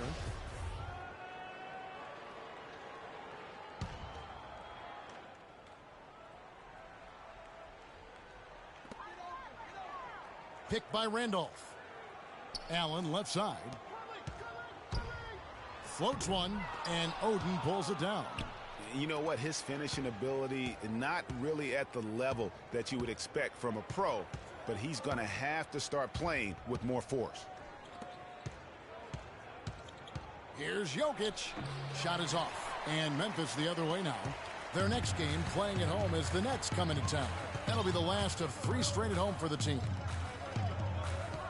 Here's Randolph. Here's Wright. Rebound by the Bulls. And this is the first season matchup for them against the Grizzlies. It's not often we get to see this matchup, but it is a doozy when we do. Just 2 powerhouse teams facing off. Really easy to tell that this is an important game, Greg. I mean, I don't know if the crowd will get a chance to take a breath in this one. Shot clock at 3. Here's McDaniels. And he misses his first shot of the game. The Grizzlies have gone 1 of 6 from the field in the second quarter. It's been a rough period so far. For a franchise that had so much success under his tenure, there was sure a lot of friction with Tom Thibodeau, and the Bulls front office surprised a lot of people, I know, including yourself. Yeah, you know, it's not something that you see often, a winning coach at odds with his GM and president. With how often their differences came up, though, you knew something was afoot. The Grizzlies making a switch here. Barnes is checked in. Allen kicks to Green. Feeds it to Conley. Memphis moving it around. The shot's good from Randolph. And an important part of every team's game, a look at the hustle stats for the Grizzlies. And it's been about their defense. They're playing with a frenetic pace, putting a lot of pressure on the ball handlers and forcing turnovers. The other thing that's helped them early tonight are the points they've been able to convert off turnovers. Marcus All's checked in for Zach Randolph. And with Thibs, he did end up getting fired from the Bulls this past season. Some saw it coming, but still, I think surprising given the level of success he had. His imprint is all over this Bulls team in the way they approach the game. Here in the second quarter, just under 3.5 minutes played, and Antetokounmpo slams it in. How about that fantastic finish and the aggressive move, too, Kevin? Trying to send a message, Clark, with that slam, I think. And I'm not sure if it was text or email, but he definitely threw that one down. And when you look at how Thibs got fired, I mean, there are a lot of reasons why a coach can be let go. I mean, he didn't have any performance issues, but apparently clashed in some form or fashion with the front office. Sometimes that's all it takes to be asked to go somewhere else. Here's Wright, and a great assist by Antetokounmpo as that one goes in. And now just a 2-point Memphis lead. Outside Gasol, outside Conley. Inside, can't get it to go. Now Chicago takes it the other way. Rose with the ball. Can't get it to go. Good work defensively by Conley. And now here comes Conley leading the break. From 12 feet out. And a foul called on the shot. Got him on the way up that time, so he'll shoot 2 right here. Shooting for Memphis. And guys, one thing you sometimes gets lost. I mean, Mike Conley is a proven winner. Remember, you go back in high school, won 3 state titles, and the one season at Ohio State led them to the national title game. So that aspect of what he brings, the intangibles, you're going to be a winner if Mike Conley's on your roster. Catching up on the changes for Memphis. Courtney Lee, he's checked in for Green. And it's Udrich in for Allen. Wright with a screen on Barnes. Up off the screen. And with that shot, the Grizzly lead is cut down to 3 points on the bucket from Wright. For Memphis, they've gone 5 of 12 from the field here in the second. And for Mike Conley, growing up, he played on some tremendously talented teams. Guys like Greg Oden, Josh McRoberts, his teammates. Yeah, you know, Kevin, he never had to really look for his own offense to win games with those kind of players around him. He came into the league more focused on setting up his teammates, and that's what he does well. Rose against Conley. Now here's Rose. Bosch sets the pick for Rose. The kick out to Antetokounmpo. No good. There's no getting around the simple fact that that's a shot he has to knock down. Conley, the pass to Udrih.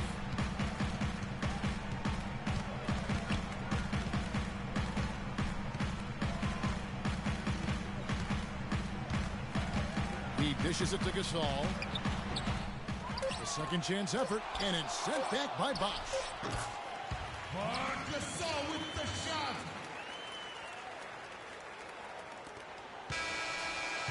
The clock runs out, and we're heading to halftime. Memphis out in front. They're up by 7. And a chance now to send you over to Doris Burke, standing by on the sideline. Doris? Well, Chris, in looking at the first half so far, what's the key to how you guys will approach the second half? Well, I mean, we can do a lot better. We know that, but you know, there's some adjustments we're going to have to make. We just have to stay with it, and hopefully we'll turn that corner soon. We'll look forward to seeing those adjustments. Chris, thanks for the time. Gentlemen? Thank you, Doris, and we'll be back for the third quarter of action following halftime. The 2K Sports Halftime Show.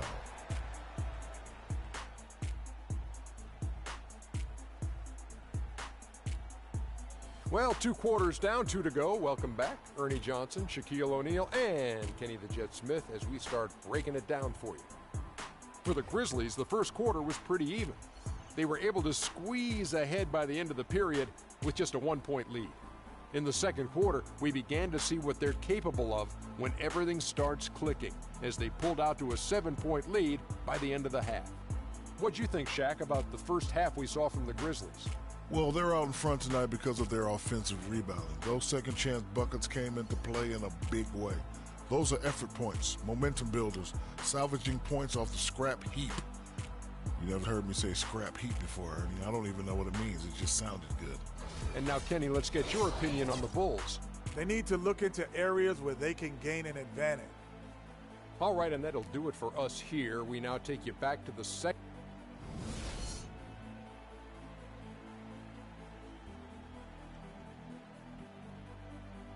All right, the second half beginning in just a moment. You know Gasol is playing well. He's got 10 points, and he's come up with a couple of nice steals today, too. Clark, just a very energetic brand of defense. Allen and Green are the wings. Randolph is the 4 with Gasol in the middle. And it's Conley in at the 1. That's the 5 to begin the second half for Dave Yeager. Allen dishes to Randolph. Stolen by Bosch. And here's Rose. Pass to Antetokounmpo. Dishes it to Bosch. And a great assist by Antetokounmpo as that one goes in. Antetokounmpo's got 3 assists in the game. You know, Dave Yeager, the coach for the Grizzlies, has really become a big-name coach quite quickly. You know, he's worked his way up the Memphis coaching ladder and has had a ton of success early on in his career. There's the pick. Rose kicks to Antetokounmpo. Stolen by Conley. Second half of basketball, just over a minute played so far. Allen outside. And he converts the layup. Allen's got his second basket of the game. Nice move and finish. I think the halftime break really gave him a second win. Conley against Rose. He kicks it to Middleton. It's tipped. It's stolen by Green. Outside Conley. Randolph, a screen on Rose. Conley, the pass to Randolph. Gasol dishes to Green. Oh, and that one had the right spin on it, and it is good. And now a 7-point Memphis lead. Here is Rose. To the middle. Here's Antetokounmpo. And he dunks it after the pick frees him up. Now that's finishing your work right there. Powerful two-hand jam. You're right. And I tell you what, if he's got a few more of those in him, this lead will start shrinking even further. Now a timeout called by Memphis. Derrick Rose possesses a great skill set, ball handling, passing, and understanding of how to score. First rookie to ever win the All-Star Weekend Skills Challenge. Right, he's checked in for Marc Gasol. Here's Randolph. Antetokounmpo pulls it in. Well, I think the defense got lucky right there. I mean, he's going to make a lot more of those than he misses when he's got that much room. A little over 2.5 minutes off the clock in this final half of play. It's Bosh with the drive. Uses both hands to slam it down. And guys, this game won't be close for long if they keep giving up dunks like that. No, it won't, G.A. You're right. A glaring error defensively and letting him get all the way to the basket that time. But it's only 2 points. I mean, it was flashy, no doubt, but still, it only counts for 2. 2 is all. Getting back to Rose, it's his extraordinary handle that allows him to get anywhere on the floor. Such confidence in the way he dribbles and drives, whether it's getting up in a position to set up a teammate, taking himself. He's the one very best at controlling that ball. It's a great point. I mean, guys like D. Rose, Chris Paul, Steph Curry, Kyrie, they all have maximized that skill. I mean, the thing that separates him and puts him in that Russell Westbrook category is the pure physical strength. When healthy, he's able to play with. Catching up on the changes for Memphis. Barnes, he's checked in for Green. Lee comes in for Tony Allen. And it's Udrih in for Mike Conley. Lee goes in, and it's sent back by Bosh. And he recovers it. Back to Lee from the arc. Again, the miss by Lee. For Chicago, they've gotten every shot to drop since halftime. They're 5 for 5 from the floor. Outside Rose. They set the pick. The feed to Antetokounmpo. 4 on the clock. The wide open look here for Bosh. Chance there to take the lead. Missing. Memphis has gone 0-2 from deep to start things here in the second half. And Udrih kicks to Randolph. Barnes dishes to Lee. Here's Udrih. He's covered by Rose. Memphis needs to get off a shot here. Randolph can't hit. He's tried to get it going, but the shots simply have not been there. Nothing seems to be falling.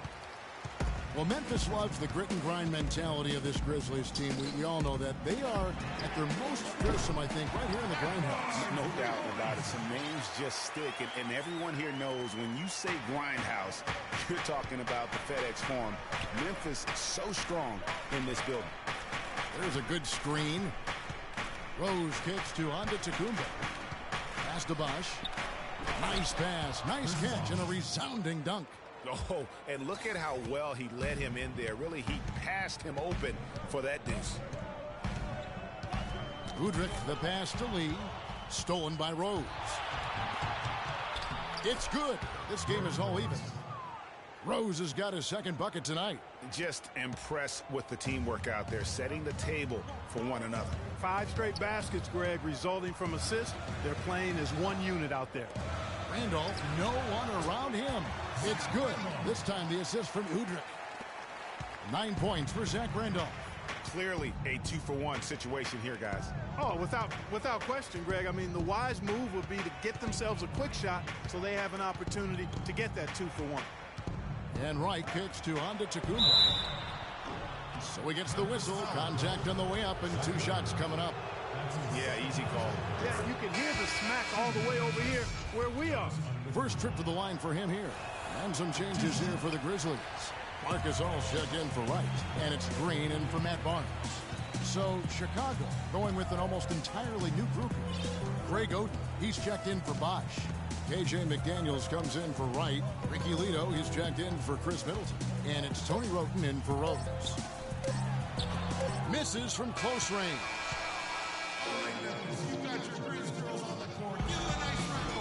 All right, we welcome you back to what's been a hard-fought battle. Fourth quarter should be good.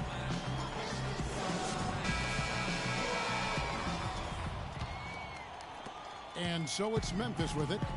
They lead by 1 on the court for the Bulls, getting this fourth quarter started.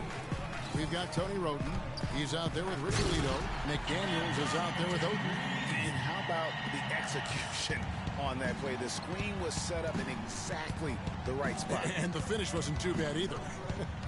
Perfectly designed and perfectly executed.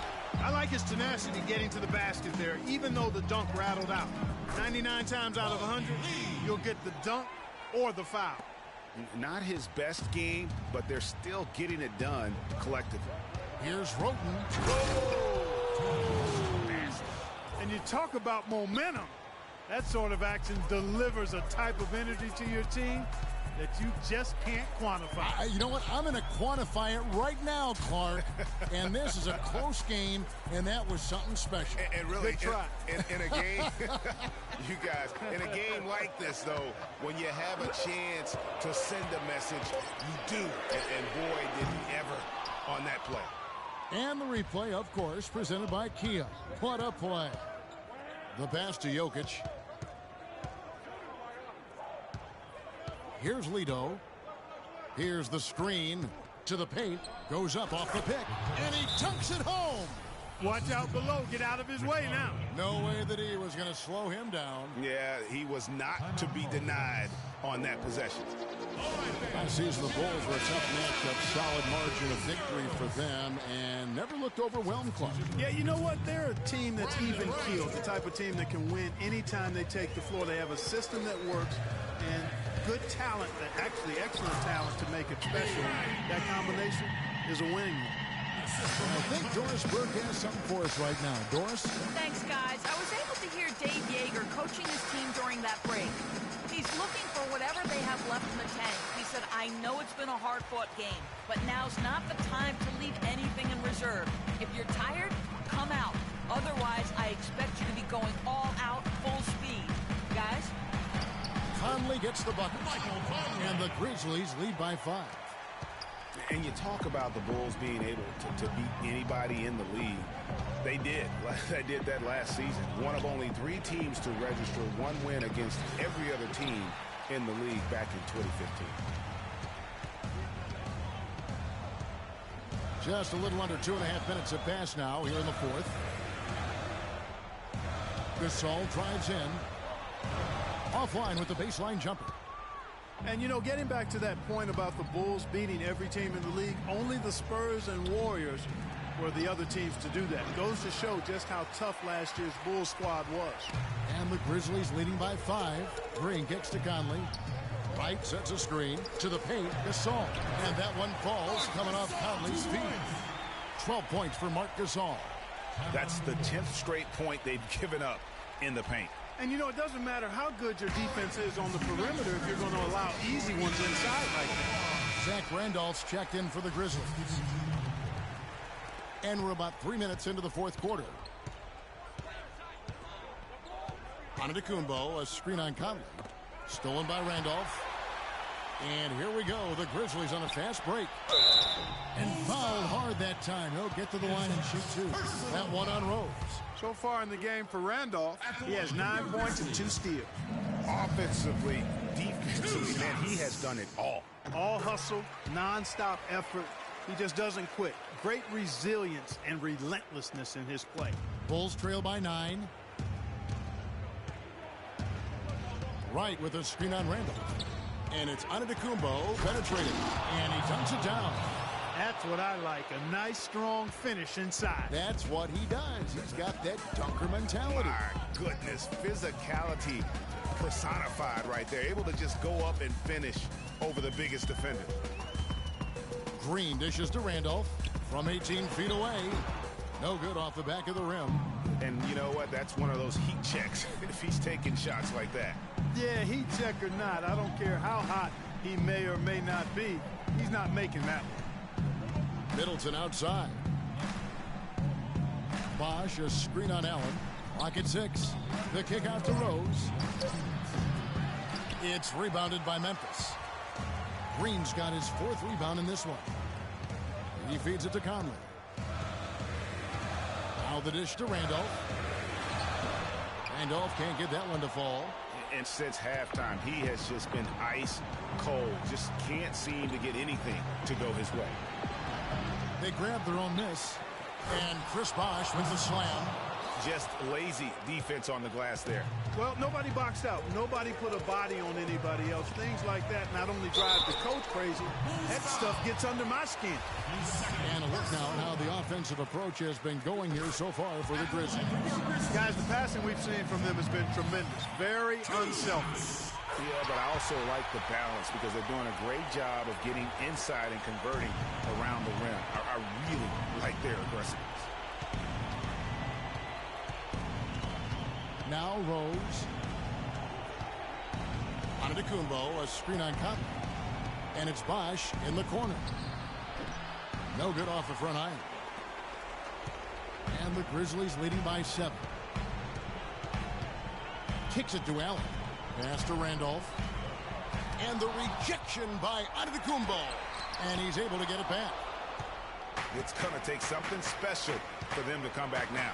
Well, I would say something special and some luck as well, or good fortune, however you want to phrase it. And then Bosh with the jam. Love the assist. I mean, he knew exactly where that bounce pass had to be to create that opportunity. Randolph passes to Green.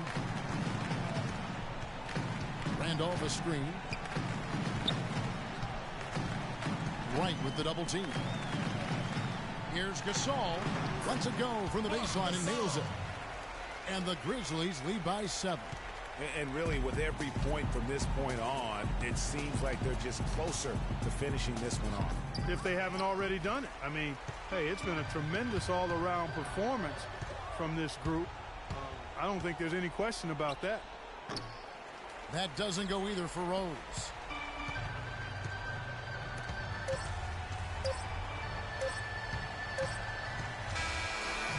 So it's Memphis picking up the win. Probably a little closer than they would have liked it, but a win nonetheless. Yeah, and it appeared to me as though the fans gave them the emotional boost they needed down the stretch. Well, Mike, when you check the 2K Sports postgame show.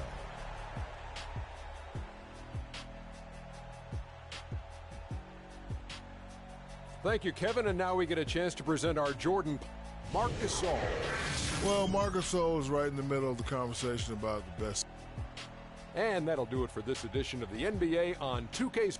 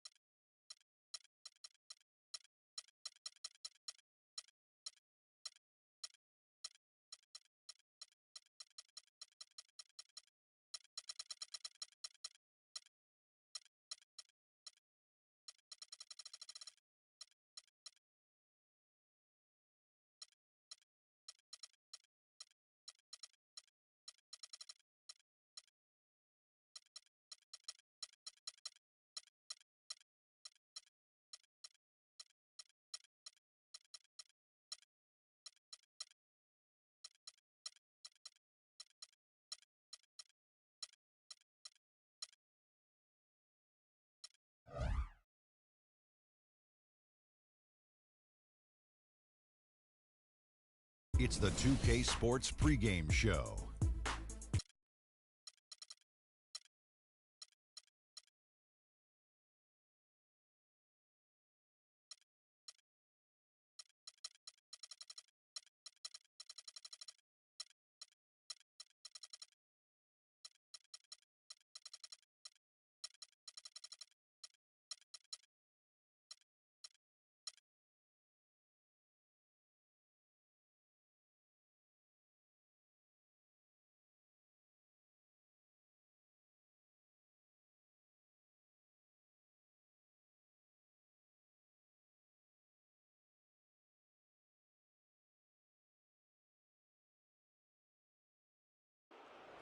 The starting lineup for the visiting Indiana Pacers.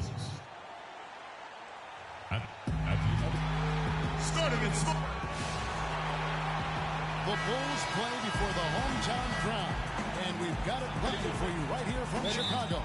It's the end of a string of away games for the Pacers as they look forward to returning home after this one. You know, I'm really excited about seeing how this team is going to evolve since the trade. I mean, he's a guy that can end up being a key player for him down the stretch. No doubt about it. I mean, there are some guys you win with and some guys you win because of. And when you look at him, though not a superstar, he's the type of player that they've been missing and can really, I think, help this team come together. Let's check out Indiana's starting lineup. Paul George is out there with Allen. Then it's Ellis, then it's Hill, and it's Hill in at the point guard.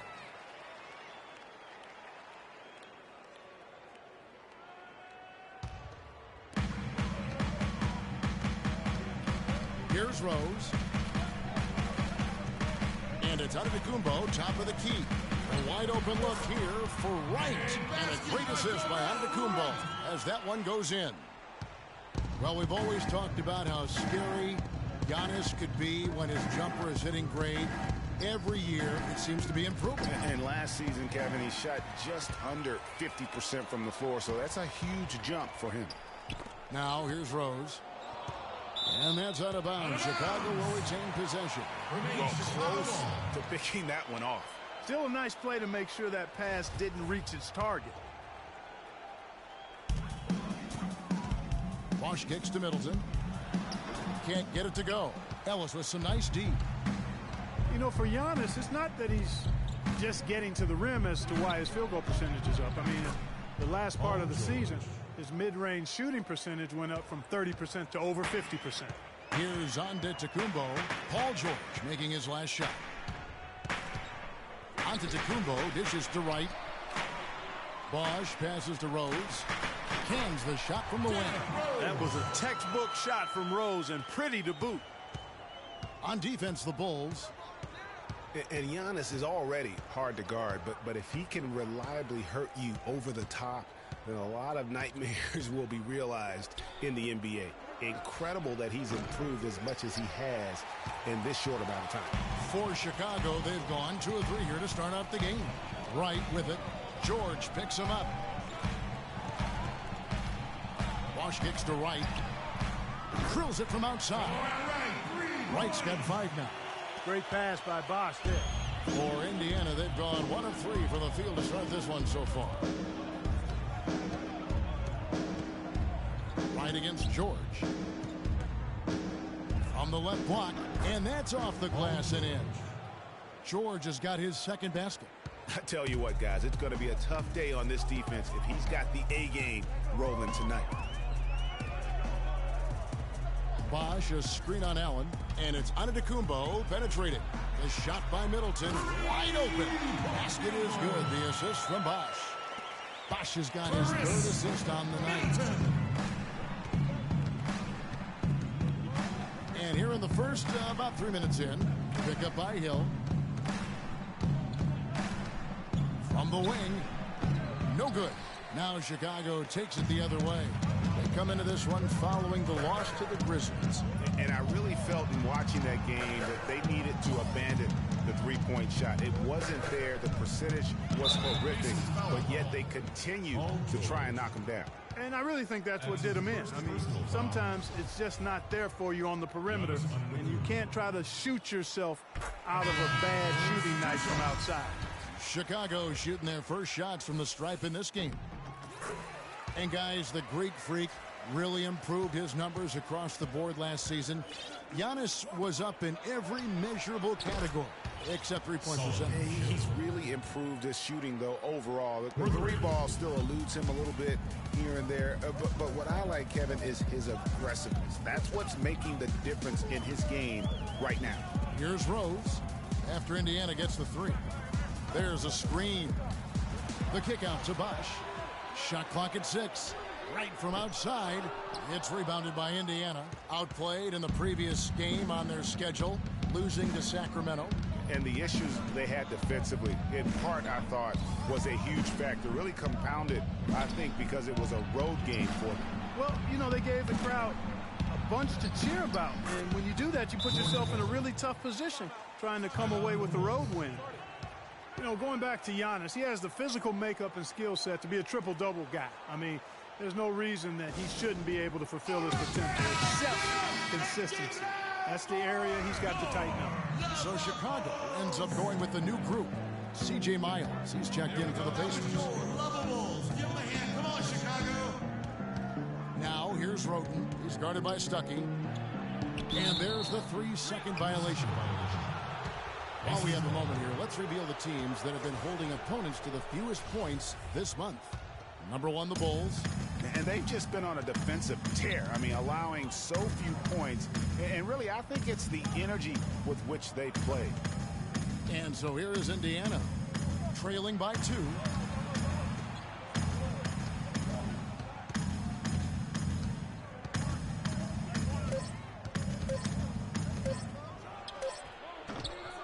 And they're unable to get the tying basket there. And talking about Giannis, he was clearly one of the very best players in that 2013 draft. Selected number 15 overall by the Bucks. And if you looking back, to me, that's what we'd have to call a steal with the kind of player he's developed into. Now here is Hill, following the miss by Rodney Stuckey. Here is Miles. He's covered by Roten. Lets it go with a 3. And it's Miles missing. 2 for 1 opportunity here if they want it. And no doubt, Kevin, if I'm them, I go for it. The shot by McDaniels, no good. The defense ready for him on that possession. They had to be, because he is so strong. And out of bounds as the Bulls gain possession. I tell you what, he clearly had a brain freeze on that one. You might just as well keep going straight to the bench. Now here's Roten, looking for his first basket still in this one. 6-second difference between the shot and game clock. Indiana's gone 2 of 4 from beyond the arc to start the game. Stuckey outside. Shot from 12. Cannot hit. Lido. The shot will not go. And still a close game as and talk to Monte Ellis. He says he feeds off his doubters. He loves to hear someone. And Monte Ellis is still trying to prove people wrong now in Dallas after their quick exit from the playoffs a season ago. Clark, it's been a decade in the league now for this very talented guard. And you know, that kind of relentless determination is really something Monte is known for, and one of the reasons he has been around for 10 years in the NBA as a consistently good player and lethal scorer. And welcome back to the NBA on 2K Sports. More action in store as the players get ready to go, having a nice break to get hydrated with Gatorade. And taking a look at Chicago's performance here, guys, what have they been doing or not doing? Right from the start, they have been able to really own the paint and just dominate the backboard. Well, Greg, you can't dominate the boards unless all 5 guys are making the effort to box out and chase down the ball. On the court for the Pacers as our second quarter gets underway. They've got Paul George. Hill is out there with Ellis. And there's Hill. And it's Turner in at the 5 down low. Brought back the finger roll. That's a nice finesse move to pull off with the defense all over him. You know, and Paul George played the first few years of his career in the NBA with 24 on his bag. And as you can see, he now goes with 13 after making the switch prior to last year. I mean, that's a tough break for the D. I mean, he took the hit and drew the whistle. Yeah, but he was late to get there, Greg, so the referee couldn't give him a free pass on that one. Here's McDaniels. He's guarded by Ellis. McDaniels passes to Oden. 11 feet away. Well, they're really struggling right now in a big way. And again, no good by Chicago. And with Paul George going with the number 13 now, as you can see, helps with his nickname, PG-13. Yeah, that's a good nickname, a nice fit. Young Tracy, as he likes to go by on Twitter, he said himself that it was about embracing his stature and stardom in the league. Nice way to do it. Here's Lido. He's guarded by Ellis. Here's Roten. Hill with some nice D. He's always going to have a difficult time finishing when the defense is in his face like that. That falls. Nice speed that time from George. And that's now 7 points for Hill. It really does make the game easy for your teammates when you can lead them to the rim that well with a pass. Time called here. The Bulls decide to talk it over. And one bright note for the Pacers last season. Oh, no. Bad time to slip up there, Kevin. They got to stay focused. And taking a technical there is the last thing you want to do. The opposite of smart basketball. And Stuckey led the charge for the Pacers bench, Greg, as you were talking about. But all around, the reserves, Clark, were fantastic on the Pacers. Yeah, third in the league at almost 41 points per game off the bench. First in the NBA in bench rebounding. And top 10 in field goal percentage as a bench. Derrick Rose, unbelievable spirit. We know about his toughness, has fought through injuries of all kinds that might cause a lesser competitor to hang up his sneakers. And competitor, that's the word, Kevin. I mean, he was impossible to outcompete at the high school level, the college level, and now in the pros. And, you know, back to D. Rose for a moment. He drives the lane now as hard as he did before the injuries. It's a level of fearlessness that only a few guys possess. Come on, Chicago. It's not teachable. You either have it or you don't. Pick up by Hill. Outside Turner. On the wing, George. A floater, and Wright pulls it down. And, you know, back to D. Rose, he grew up in a brutally dangerous neighborhood on Chicago's south side. Some of that fearlessness, that competitiveness he exhibits was learned early on out of necessity. Yeah, it's got to be concerned with all the missed shots here, and every team goes through cold streaks. You just got to figure out a way to stay productive. And the best way to do that when you're missing shots is to get to the foul line. Be aggressive, get to the foul line, and knock down some of those freebies, and the tide can turn for you.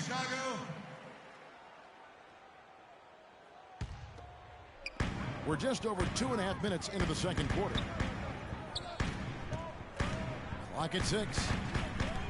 To the inside. Antetokounmpo. Chicago was as strong as they would have hoped for last season at home in the United Center. A lot of big wins for them here. Yeah, and despite all the injuries, they go 27-14 at home, and that helped to assure them of home court in the first round of the playoffs. Allen's checked in for Turner. Well, for Jordan Hill, something wonderful happened to him last season. The breakthrough he'd been waiting for around his 6th year. Yeah, Kevin, you know, it had to do, and I think correlated with him getting a chance to start games, and it blew up for him from there. Posted career-high averages across the board. And it's Rose penetrating. Puts up the baby hook. And the Bulls with another miss. The inside just a bit too congested for him to get the usual shot he would have with rhythm. Allen, a screen on Wright. Hill dishes to George. George missing again. And getting back to Jordan Hill, everyone had been waiting for this. I mean, greater activity, more aggressiveness, and he puts up career highs in points, rebounds, and assists. And what's your take, guys, in the hustle stats for Indiana? Boy, they've really amped up the pressure at the defensive end, guys, and have piled up the steals in the early going. And the other thing that's been equally as effective is the fact that they've gotten out on the fast break. A lot of points coming in transition. On the topic of Jordan Hill, hey, there aren't many guys like him with his size who can move that well. He's entering the prime of his career right now. Will he continue to ascend, or will he be content with where he's at. Time will tell. Excellent ball movement there, guys. And that's key to this run. Passing it with purpose, the D hasn't been able to keep up. And although not a block officially, it might as well have been his ability to react and alter the shot. Greg, I don't think there was any doubt about it. His defense threw him off on that shot. Rose kicks to Antetokounmpo.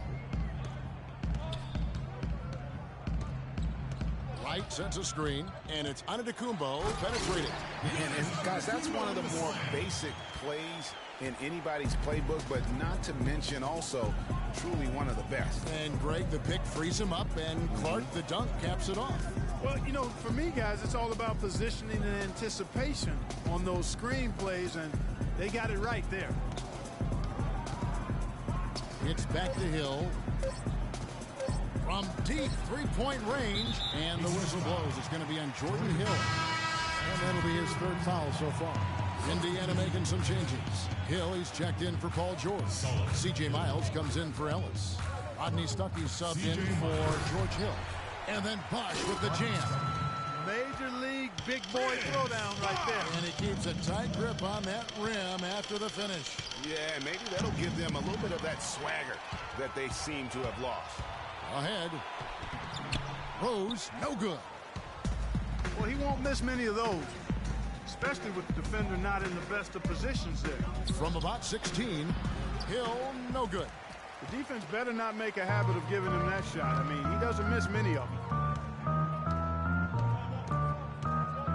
And here's Rose. Bosh, a screen on Stuckey. Rose goes in the corner, right with it. Drains it from beyond the arc. Wright's got 8 points. And we're through. Kevin, thank you. The 2K Sports Halftime Show.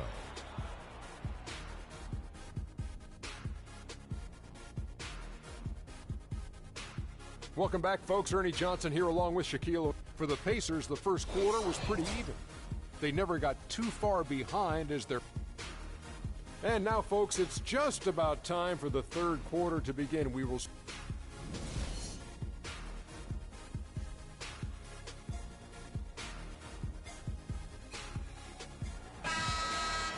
Welcome back, everybody. The start of the second half getting underway. Both teams battling hard through the first half. You look at what Hill has done so far. He's got 8 points, and he's chalked up 1 3-pointer on the day as well. And Clark, I'm sure that won't be the last one. A lot of times he can get hot and stay hot from beyond. Derrick Rose is out there with Chris Middleton. And then there's Antetokounmpo. Then it's Jarrell Wright. And it's Bosh in at the 5. Home in the paint. And that's the group for Fred Hoiberg as we begin the second half. The kick out to Hill. Allen with the screen for Hill. Back to Allen. No luck. And it's Chicago the other way. Pacers didn't have the year they wanted to last season. Still, their defense was right near the top. They kind of hang their hat on that, don't they? Exactly. I mean, that is what this team's culture is all about, defense. And even in a down year, they were very hard to play against for other teams. Right. Hill kicks to Hill. And it's sent back by Bosh. And so the ball out of bounds. Bosh touched it last.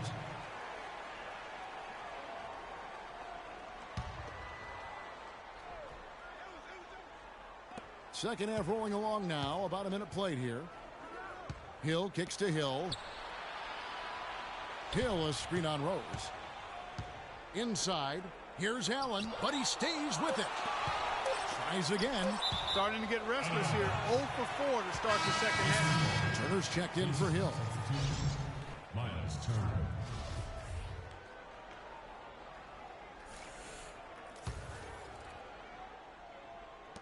From the inbound, and it's sent back by Bosh.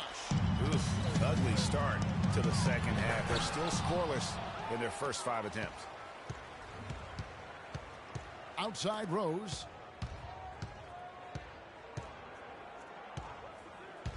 And the foul on Derrick Rose.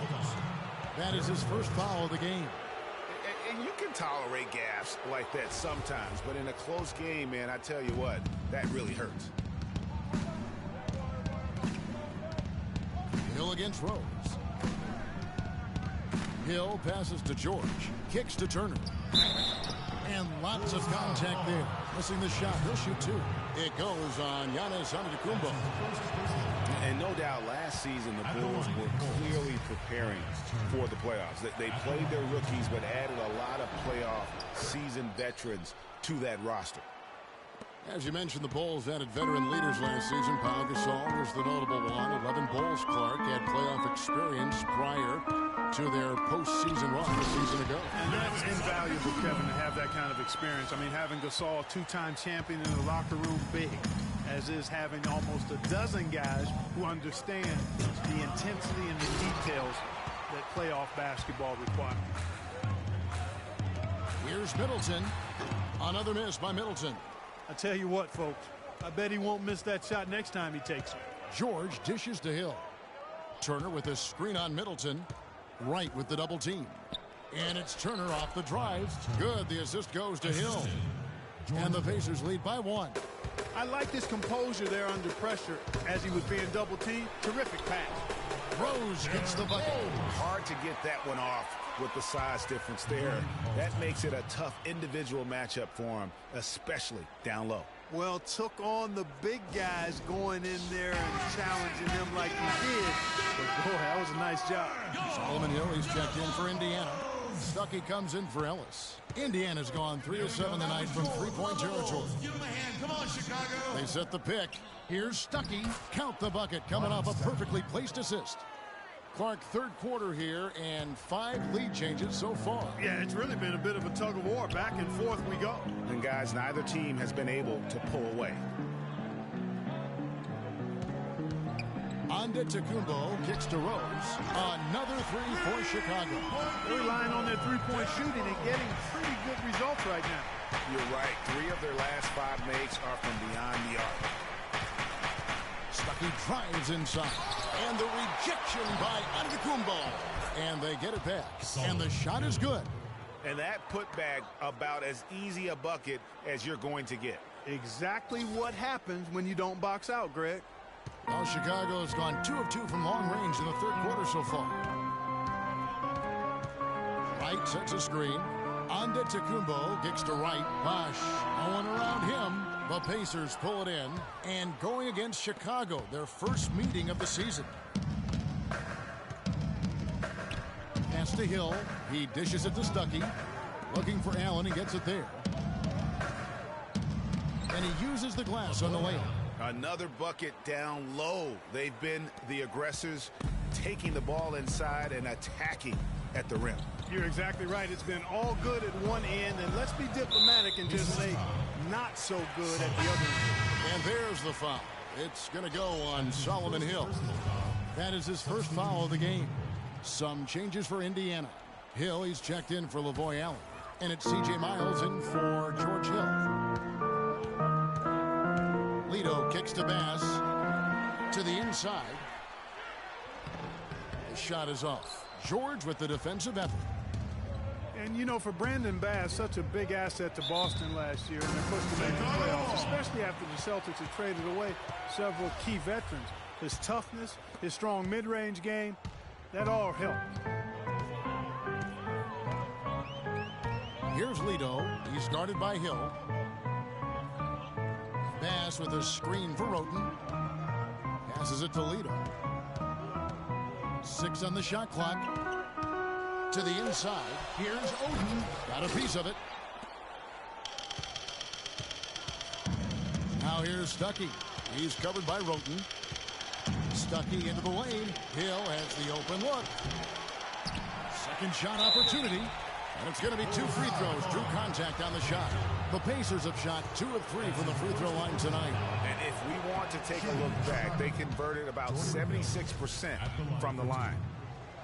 Well, the Pacers, despite all their injuries from last season, were right in the playoff hunt until the very end. Had a chance, in fact, GA, on the last day to sneak in, but it didn't happen. Yeah, they needed a Brooklyn loss to go along with them winning that last game. Ultimately, though, it wasn't in the cards for them, and they ended a game out of the postseason. And a fast break now for the Pacers. Hill passes to Hill. Looking for George. He gets it there. Good. The assist goes to Hill. 8 points here for George. Just such a well-rounded offensive player. He's got a little bit of everything. And, you know, the Pacers had made the playoffs in each of the last 4 seasons prior to last year's miss. Hard for a team that was coming off back-to-back conference finals appearances to stomach that. But with the injuries, they'll be better and back in the playoffs next year, I'm sure. And Tony Roper with the slam. And that is a major league flush right there, my friends. And in a tight contest like this, Greg, that might be just what they need to get the tide rolling in their direction. You're exactly right. I mean, so often when a team gets that kind of explosive play out of its backcourt, that can really rally and galvanize the whole squad. Excellent work there in transition. Yeah, I think it's always better to go early in transition to attack. Okay, fans, now coming onto the court are your level bulls. Make some noise and cheer. Welcome back as we get rolling once more. The 4th quarter right ahead in what's been a very well-contested game.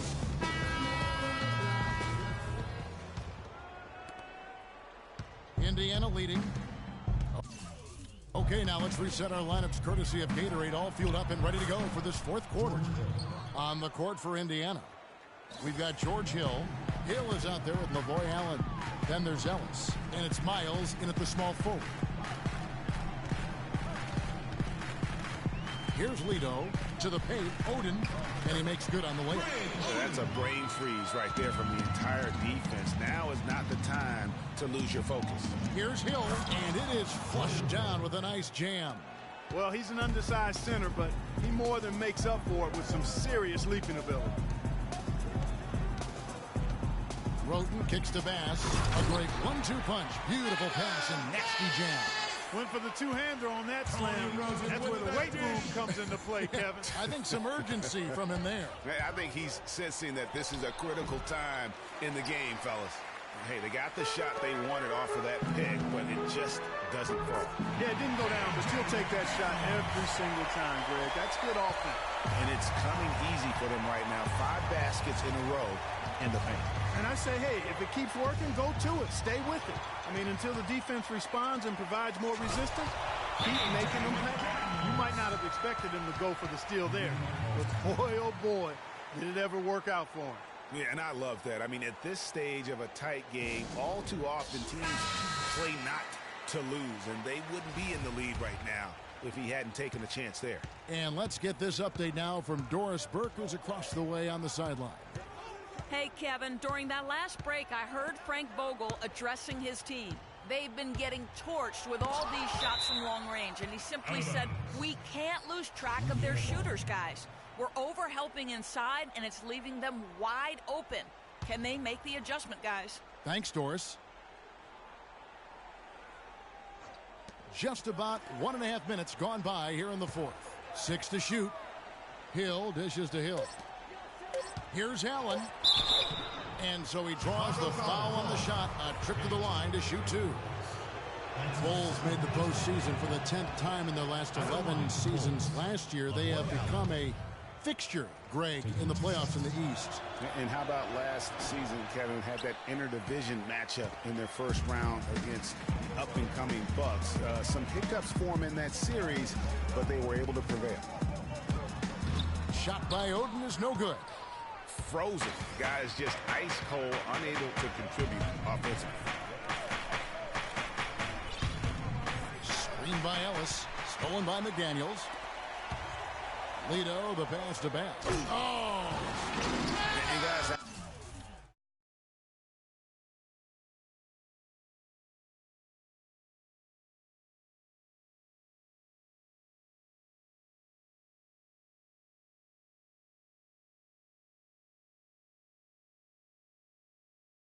big swing right there. I mean, taking the steal and then turning it into 2 easy points on the dunk. No telling how important that sequence could turn out to be. And guys, in a game this snug, moments like that are the ones we usually look back on at the end as a difference maker. And that replay sponsored by Kia, the Kia Slam Cam, giving us a great look at that one. Pacers trail by 3. And so he earns a trip to the line. Officials saw the contact and he'll shoot 2. And the Pacers just missed out on the playoffs last year and would have to settle for 9th in the East. Hard for a team that has been so dominant in the East over recent seasons. And for the Pacers against the East, they actually played the rest of the conference. Greg, very well, ended with a 28-24 record, Clark, against the East. The only team, Kevin, in the East with a winning record against the rest of the conference not to make the playoffs. Only went 10-19 against the playoff teams in the conference. Everyone understands the importance of Paul George to the ball club. That's why taking his offensive game to the next level would be so beneficial. Yeah, he has all the physical tools, the instincts, and obviously he has made those strides. But if he wants to become a top 5 guy, he's still got a little bit of work to do in terms of his game. Here's Antetokounmpo, the shake. That's good. And the Bulls lead by 4. There's been some slippage defensively here in the second half, Kevin. I mean, I'm not sure if their legs are going or what, but they've given up some easy baskets here. 2 on none. No one back to stop this. And the dunk by Wright. That couldn't have gone better for them. Forget about playing it safe. They're looking to finish it off in style, and I like that type of aggressiveness. And I got to say it, Clark, I didn't expect them to play it that way. I mean, a great steal, and then to put the pedal to the metal. For my man PG, Paul George, so much focus has been on extending his range, but ever since he started launching over 5 3-pointers a game, he shot under 43% from the field. Maybe time for him to balance out that shot selection. Rodney Stuckey's checked in for Indiana. And guys, talking about Paul George, the continued improvement of his ball handling is key to generating more offense. That was a weakness of his coming out of college. He's worked on it, but making it a strength the way LeBron has would go a long way toward getting him to that next level. Antetokounmpo can't get it to go. Well, if this game comes down to the rebounding battle, they'll be the ones coming out on top. They had a strong game on that front, Clark, no doubt about it. Great job to hit his teammate on that move, Kevin. Antetokounmpo, a screen on him. Middleton for 3. It's hauled in by George. Boy, even though he missed, you can't give up that kind of a look very often. But better to be lucky than good sometimes. Fortunately, they didn't get burned on that one. 1:32 left to play in the final quarter. Bosh, a screen on Stuckey. Middleton outside. The shot by Antetokounmpo. Nobody around. That one's good from the corner. And a breakdown here, guys. The hustle stance for the Bulls. Their high-energy defensive effort has paid off for them, guys, with more than a few steals over the course of the ballgame. And also, I've been extremely impressed with their interior D. Their rim protection has been as good as it gets.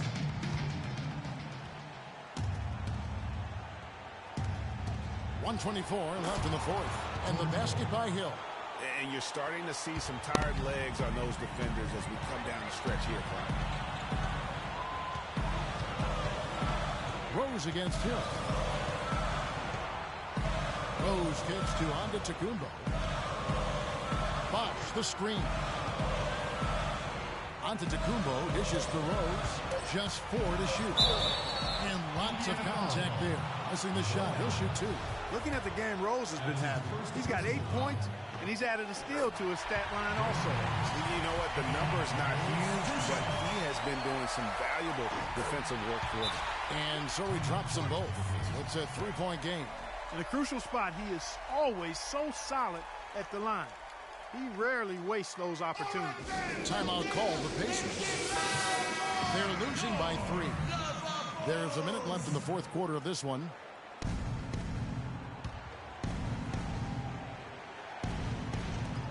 There's a minute left in the fourth quarter, and he's able to get it back. That was massive. You know it. He's stepping right into the spotlight there. Chicago's gone 5 of 9 when they put up the 3-point shot tonight. Antetokounmpo, a screen on Hill. And it's Antetokounmpo penetrating. The shot no good. George with the defensive effort. Stuckey with it. Now right defender. Stuckey kicks to Hill to take the lead. And that one comes up a bit short. Now 8 seconds separating the two clocks. We can probably expect to see him slow it down now. Yeah, you got the lead. Burn some clock here. Smart move. Yep. Count it! You know, they've got a foul to give here if they need it. Yeah, definitely something to keep in mind for them right now. And here are the Bulls now. Now here's Rose. To the paint. Here's Antetokounmpo. It's good! That is some real serious dime dropping there. Exquisite assist. Time called here. Indiana decides to talk it over. They're down by 1. 3 seconds left in the fourth. Guys, what do you think? They have enough time here to drive to the hoop. And unless they get a wide-open jumper, that's what they should do. Because even if you miss, you're more likely to get to the foul line. And so the big win by Chicago. The 2K Sports postgame show.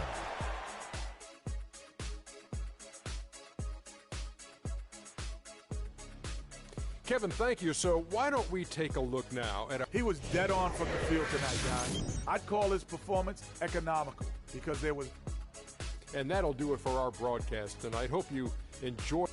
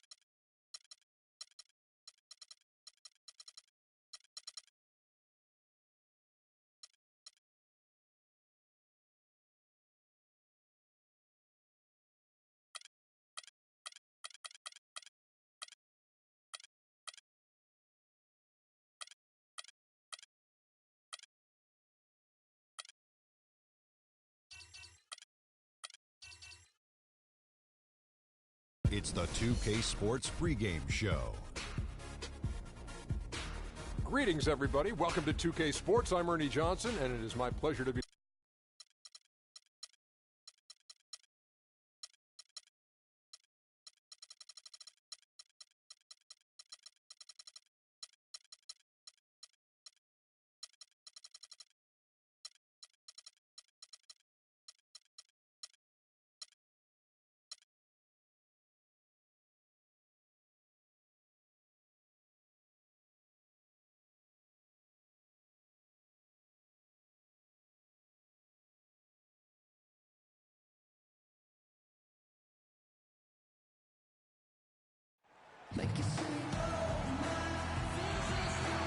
a dramatic gliding view over Lake Michigan in the Milwaukee Art Museum.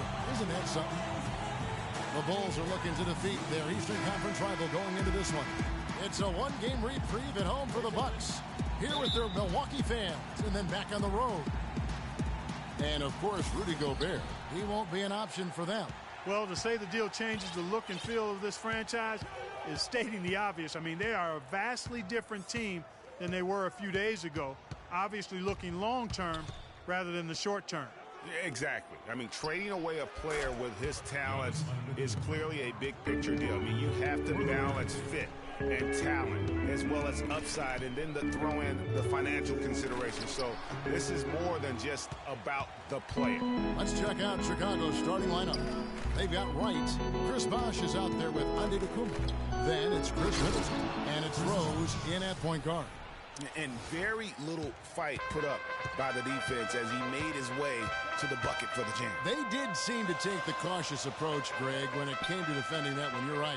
And, guys, it's not the time for caution now. I mean, they've got to be aggressive and take some risk to see if they can cut that lead down. Shot clock at 6. Sanders dishes to Carter Williams. Milwaukee the rebound. Sanders' shot is good. Oh, that is just weak defense there. I'm pretty sure that was not the plan to give him those kind of baskets at the hoop. Now here's Rose. He's coming off a 10-point game against Indiana. Shoots from 12. Shot is no good. Good work defensively by Monroe. Guys, the Bulls' defense was as stout as ever last season. A big part of that is they have guys that challenge you inside and at the rim. Even off the bench, all of their bigs are mobile and protect the basket.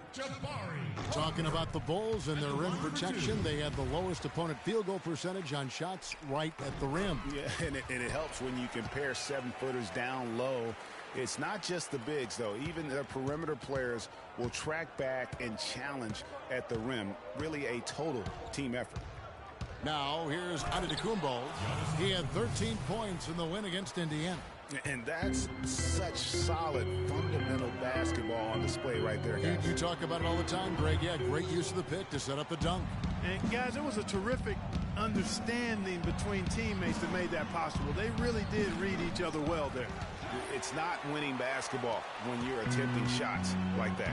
Yeah, come on now. You got to remember it's a team game. He's got 4 teammates out there with him. I don't think he needs to try to do it all by himself like that. Poked loose. Sanders with the steal. Down low. And Parker gets it to go. The assist from Carter Williams. He always knows where his teammate's going to be, and Kevin, that will let him put the ball where he wants it, right waiting for him. Now here's Rose. Antetokounmpo. Whoa. That'll wake you up. My goodness. Is he an athlete or what? No doubt about it. It's almost as if he lives in the air, and dunks like that have become quite commonplace. Shot from 12. The shot misses. Now Chicago takes it the other way. They defeated Indiana in their last game. And how about the game plan that was constructed for that one? I mean, it was apparent how powerless the D was to stop it. Yeah, that's a good way to put it. I mean, they just didn't have an answer for anything they threw at him. And the basket is good.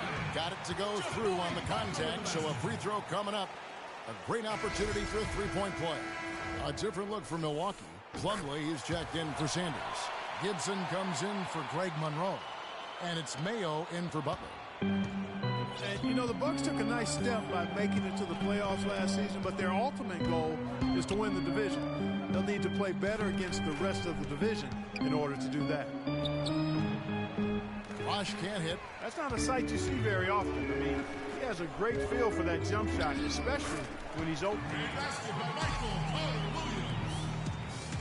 Now here's Rose, looking for his first basket still in this one.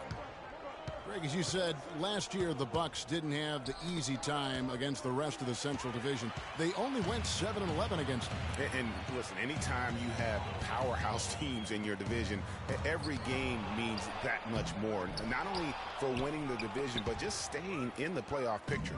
It's only going to get tougher this season as well. Now here's Wright.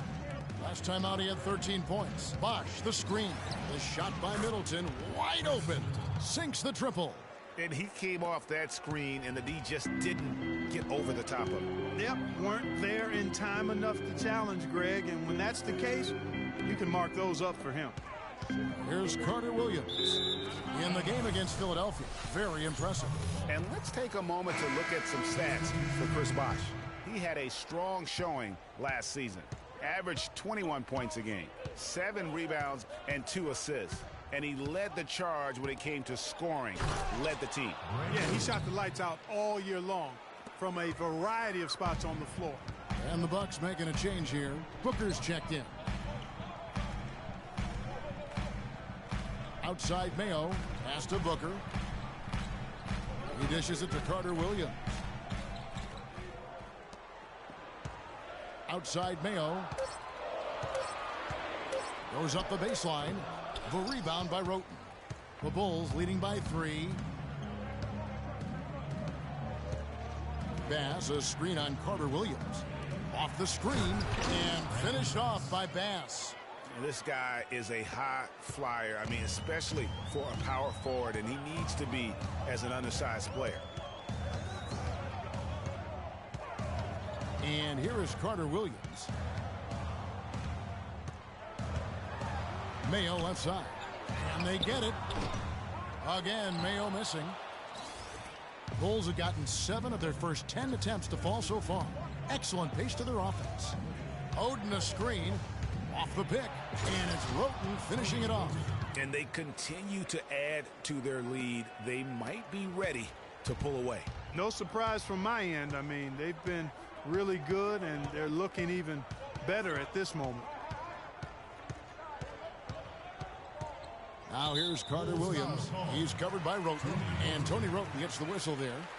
That is his first foul of the game.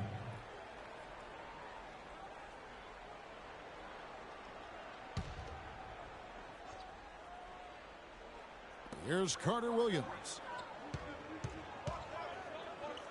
To the middle, Plumlee. And a great assist by Carter Williams as that one goes in. Another nice bucket down low. They've really been able to work the ball into the post effectively so far. Yeah, and I think we're going to see them operating a lot of their offense from the interior today. And before the game, we heard from Chris Bosh. While they're taking it one game at a time, he definitely sees the... Chris Bosh has become one of the wise old men of the NBA with this long and very successful career.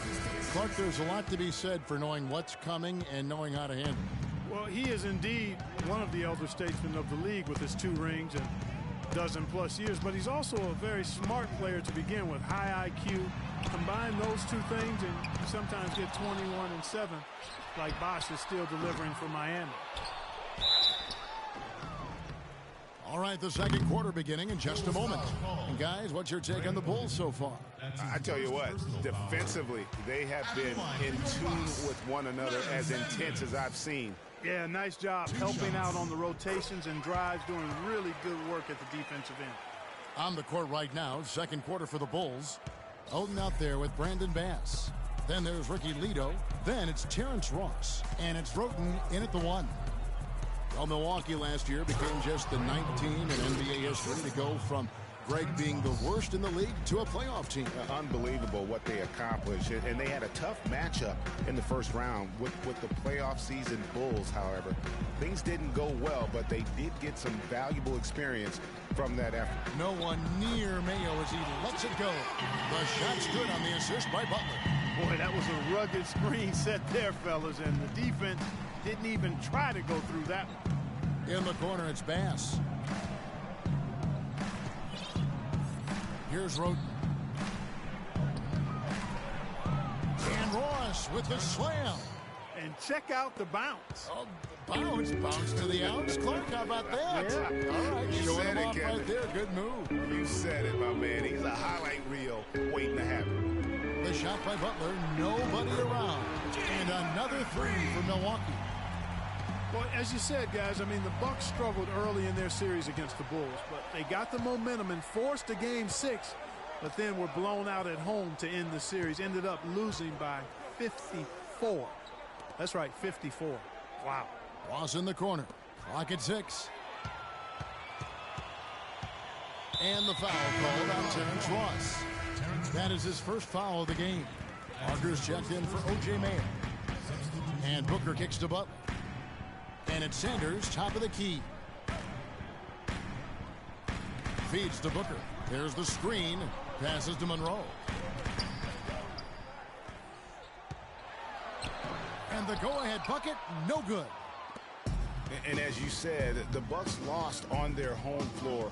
One thing about that series is the Bucks introduced their new logo.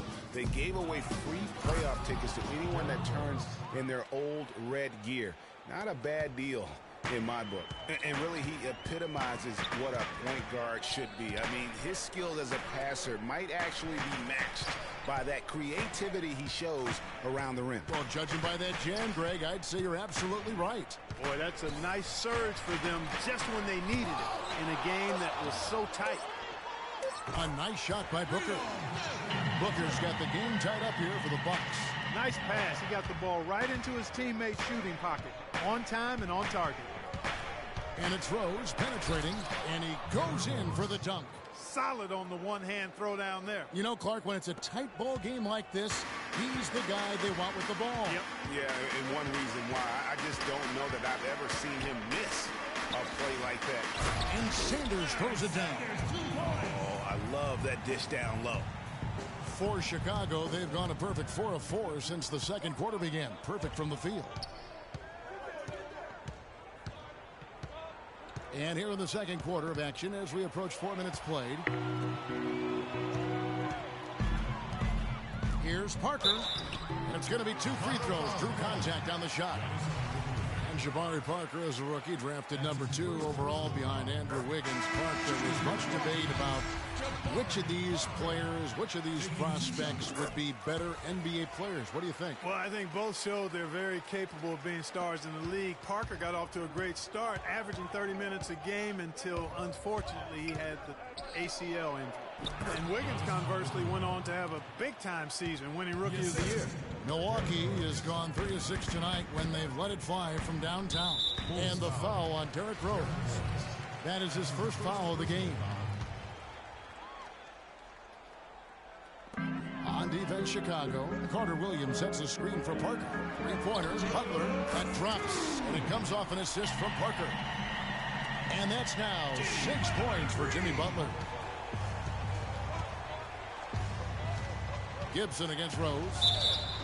And fouled hard that time. He'll get to the line and shoot 2. And there was a question of whether or not Derrick Rose would be able to get back to his former self. At times last season, you could see him back in that MVP form. And with Rose again, he showed flashes last season of his level of play, Clark, before the injury. Yeah, exactly. And you hate to see any player go down with injuries, especially a talent like Derrick Rose. He still needs to show that he can regain that high level of NBA play for an entire season. I think that's just a matter of time, Kevin. They set the pick. Middleton on the wing. And there's the call on Bosch. That'll be his second foul of the game. 1:22 left in the second quarter. Carter Williams against Rose. Up off the screen. And it was the screen there, guys, that freed him up as he ran his man into it. And then it was all acceleration, GA, to the bucket right after that. Almost a backboard breaker. Oh, that was a great angle we just saw. Courtesy of Pia. All right, well, look at how the hustle game has been going for the Bucks. And it's been about their defense. They're playing with a frenetic pace, putting a lot of pressure on the ball handlers and forcing turnovers. They've gotten their fair share of points off turnovers so far tonight, too. O.J. Mayo, who's checked in for Milwaukee. Carter Williams with it. 7 points in the game. Gibson with the screen on Rose. Shot clock at 5, and it's right, sending it back. Not sure if they're aware of the 2-for-1 opportunity. Well, they ought to be. I mean, that's basic basketball time management. You've got to be aware of your clock and your situation. Just a great job of attacking on the break. Yeah, you know, exploding to the basket like that, Greg, just as soon as that ball was going the other way, that's exactly how you want to do it. Gibson with the screen on Rose. Here's Carter Williams. Loses his man off the screen and lays it up and in. Carter Williams has got 9 points. Great job of screening there. Nice job to take it to the rim and get the finish. Carter Williams against Rose. In the corner, right with it. Rose passes to Bosch. Fires from 14. The shot is off. Yeah, but the hand in the face. It's critical that you contest his shots every time down the floor. And so the 2K Sports Halftime Show. And an exhilarating first half to be a competitive matchup for Milwaukee in the first quarter. During one stretch, they trailed by 7. And that's going to do it for now as the second half is almost ready to get started.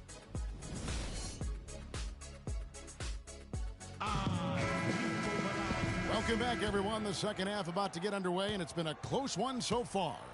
Well, Antetokounmpo in this one, he has 12 points, and he's chalked up 1 3-pointer on the day as well. And Clark, I'm sure that won't be the last one. A lot of times he can get hot and stay hot from beyond. Craig Monroe is out there with Parker. Then it's Sanders. Then it's Michael Carter Williams. And it's Butler in at the 2 spot. That's the 5 on the floor for the Bucks. Rose dishes to Bosch, and he takes the feed in stride and slams it home. And guys, this game won't be close for long if they keep giving up dunks like that. No, it won't, Jay. You're right. A glaring error defensively and letting him get all the way to the basket that time. But it's only 2 points. I mean, it was flashy, no doubt, but still, it only counts for 2. 2 is all. So for Milwaukee, their last game, a win against the 76ers in Philadelphia. Yeah, and in that game, we saw a lot of sloppy play from the opposing offense. They coughed the ball up, a lot of unforced turnovers. And that did make things relatively easy for him. You know, it's nice to get a win and not have to work too hard for it. Bulls always seem to be tough on the road, and last season no different. They would end with 23 road wins on the year. And that number was good enough for the second most in the East. Unlike shooting, it's very hard for defenses to go cold, and that's why the Bulls have been so good on the road. Well, that's why they're on the lead. Aggressive play at both ends. Very nicely done there. Absolutely. They make the steal, pay dividends instantly on the fast break. Rose kicks to Antetokounmpo. Pops loose off the pick and hammers it home. Went for the two-hander on that slam. That's where the weight room comes into play, Kevin. I think some urgency from him there. I think he's sensing that this is a critical time in the game, fellas. And guys, touching back on the Bulls on the road, to illustrate how good they are on the road, last season marked the 5th straight year of a road record above 500. Incredible consistency as a franchise. Booker, he's checked in for the Bucks.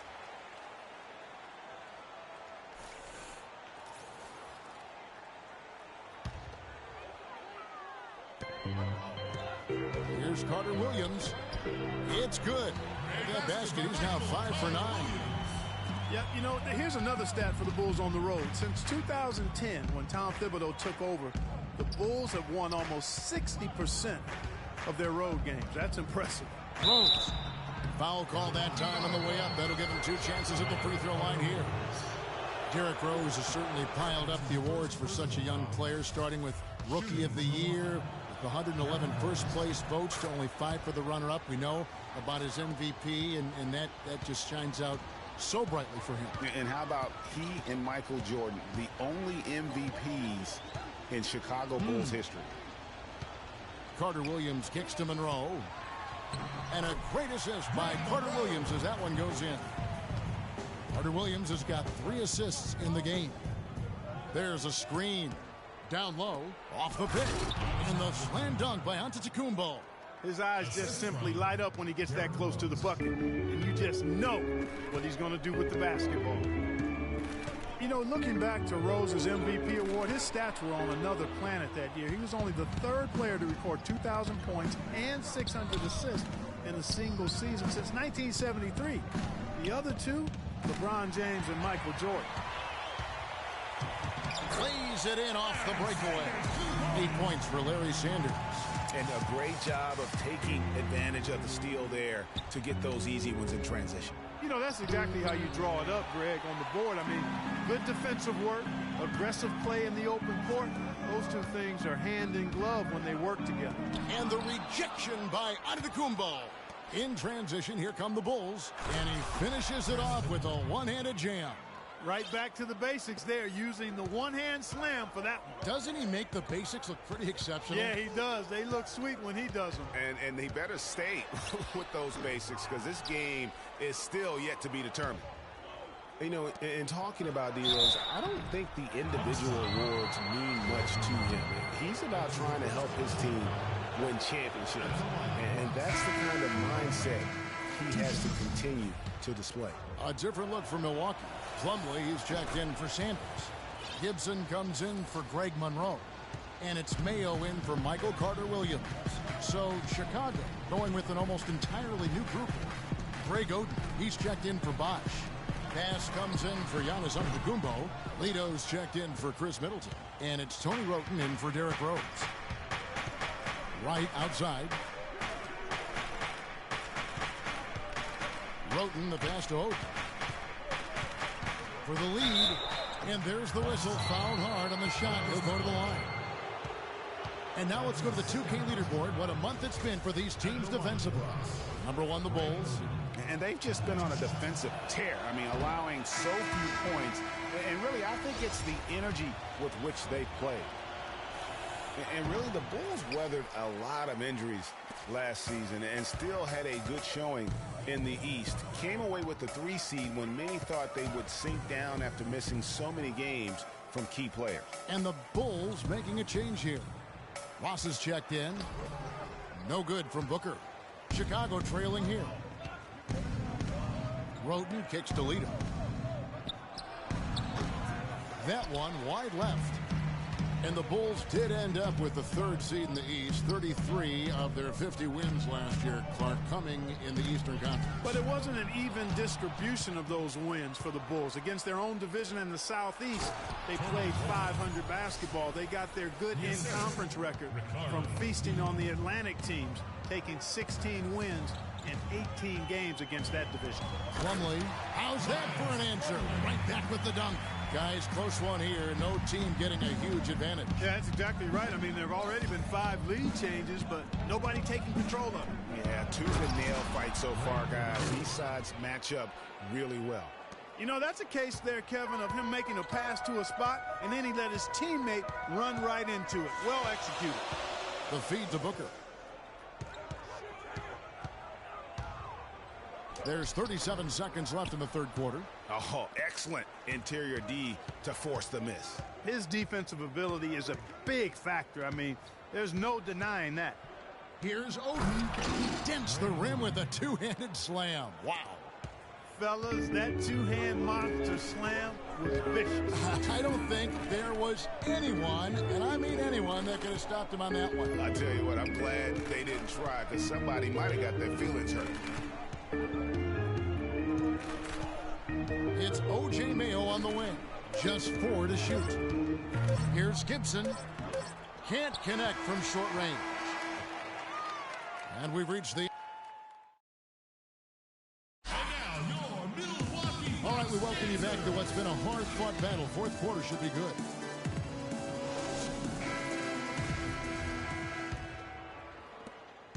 The Bulls leading by 3.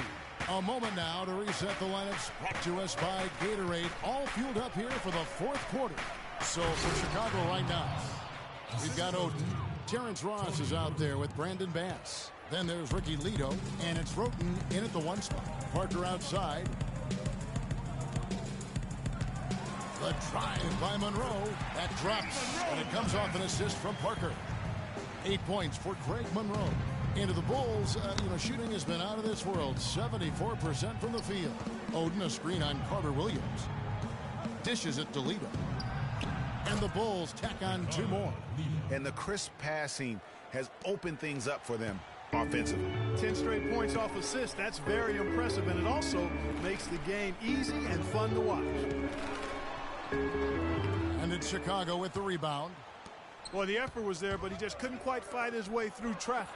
And Gibson sends it back. And it goes out of bounds. That one off Gibson. And the Bucks making a change here. Sanders is checked in. Larry Sanders. We played just over 1 minute here in the 4th quarter. Here's Roten. A strong finish under heavy pressure all over. Roten's got the lead up to 7 now for the Bulls. Milwaukee's gone 5 of 8 from three-point land. 15 points and a deep ball for them tonight. Screen by Sanders. Comes up empty off the pick. That's terrific defense right there to prevent from converting in close. And Ross with the slam. I tell you what, he can do a lot more damage to that rim than that when he wants to. And Clark, with the lead they're enjoying, I'm surprised he didn't put a little something extra on that one. Me too. Well, I'll tell you what, I'm glad he didn't, because otherwise we'd probably have a 45-minute delay here if he shattered the backboard. Monroe, no good. Just not much success when it comes to shooting. Last quarter of play, about 2 minutes in now. Ross kicks to Roten. Another one falls for Chicago. It seems that every pass they make is leading to a score here. I mean, that's just exquisite ball movement. And that's because the ball is looking for the best shot, and it's really paid off for them during the run. Terrence Ross, an explosive young player who can really put on a show. Clark, jaw-dropping, highlight reel dunks are his specialty. Yeah, no doubt about it. Tremendous athlete, great bounce and elevation and creativity. Won the slam dunk contest as a rookie. A moment to check in with Doris Burke. Doris? Thanks, guys. I got a chance to hear what Jason Kidd was saying to his team. He let his players know that they've got to do a better job on defense. He said they're scoring any way they want. We've got to show some pride here. Let's make a stand defensively, get us stops, and get on a run of our own. Do they have it in them, Kevin? And there's the whistle on the shot. Took the foul, shot misses. He'll be shooting 2. And there's the foul against Milwaukee. And back to Terrence Ross. Sometimes the show he puts on is of the scoring variety. He threw in 51 against the Clippers 2 seasons ago. Great lift and form on his shot. Carter Williams kicks to Parker. Back to Carter Williams. And a big bounce off the rim, but it sinks right in. And here are the Bulls now. They're on a 12-4 run. Rose dishes the box, and he dunks it down. A splendid pass that time by Rose. Bucks trail by 13. You know, one thing I think about with Terrence Ross is he can be all or nothing. His game moves up and down like a roller coaster or an echocardiogram. I mean, he's up, he's way up, and he's down. Look out below. 6 on the shot clock. The shot by Carter Williams, nobody around. That drops, and it comes off an assist from Parker. Parker's got his 4th assist with that last one here tonight. Here's Rose. Right outside. Over 3.5 minutes through the final quarter now. Good D by Parker. The Bucks have gone 3 of 7 from the floor in the 4th. That's a 42% mark in the quarter. Mayo, the pass to Carter Williams.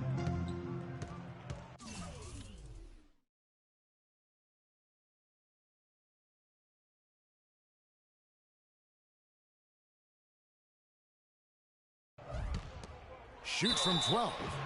And so he draws the foul on the shot on trip to the line to shoot 2. Looking at the game Greg Monroe has been having, he has 8 points. He's picked up 1 down. Jimmy Butler, he's checked in for O.J. Mayo. That misses, so he splits the free throws. Mark, they can burn some clock if they want to. Yeah, and maybe buy a little oxygen while they're doing it.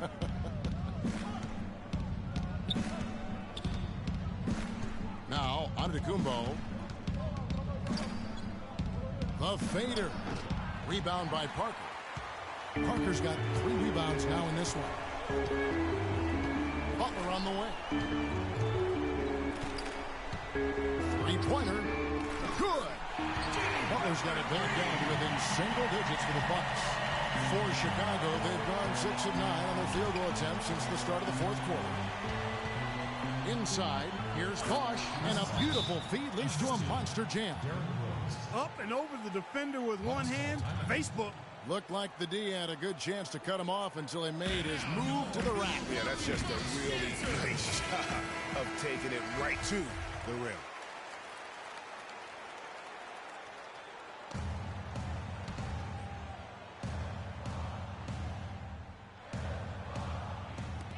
Puts it up off the inbound. A minute 20 left here in the fourth quarter. And that one comes up a bit short. The pass to Antetokounmpo. Wright sets a screen. Antetokounmpo kicks to Wright. No luck. And Milwaukee the other way now. Here's Butler. And a great assist by Carter Williams as that one goes in. The Bulls have gone 7 of 11 from the floor in the final quarter so far. Been some solid looks for them. And it's Rose missing. Yeah, but you have to love that tough interior defense. And, Greg, that's exactly what he gives you. I mean, he's constantly making his presence felt around the rim. Middleton for 3. Jimmy Butler with the rebound. On offense here, the Bucks. 7-point differential. Screen by Sanders. Parker dishes to Monroe. And no good. Trying to use the glass.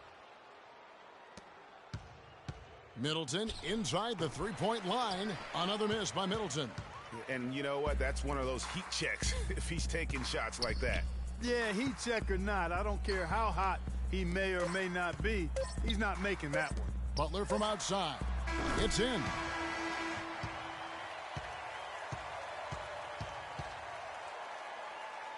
And so the big win by Chicago in a tight game. The 2K Sports postgame show.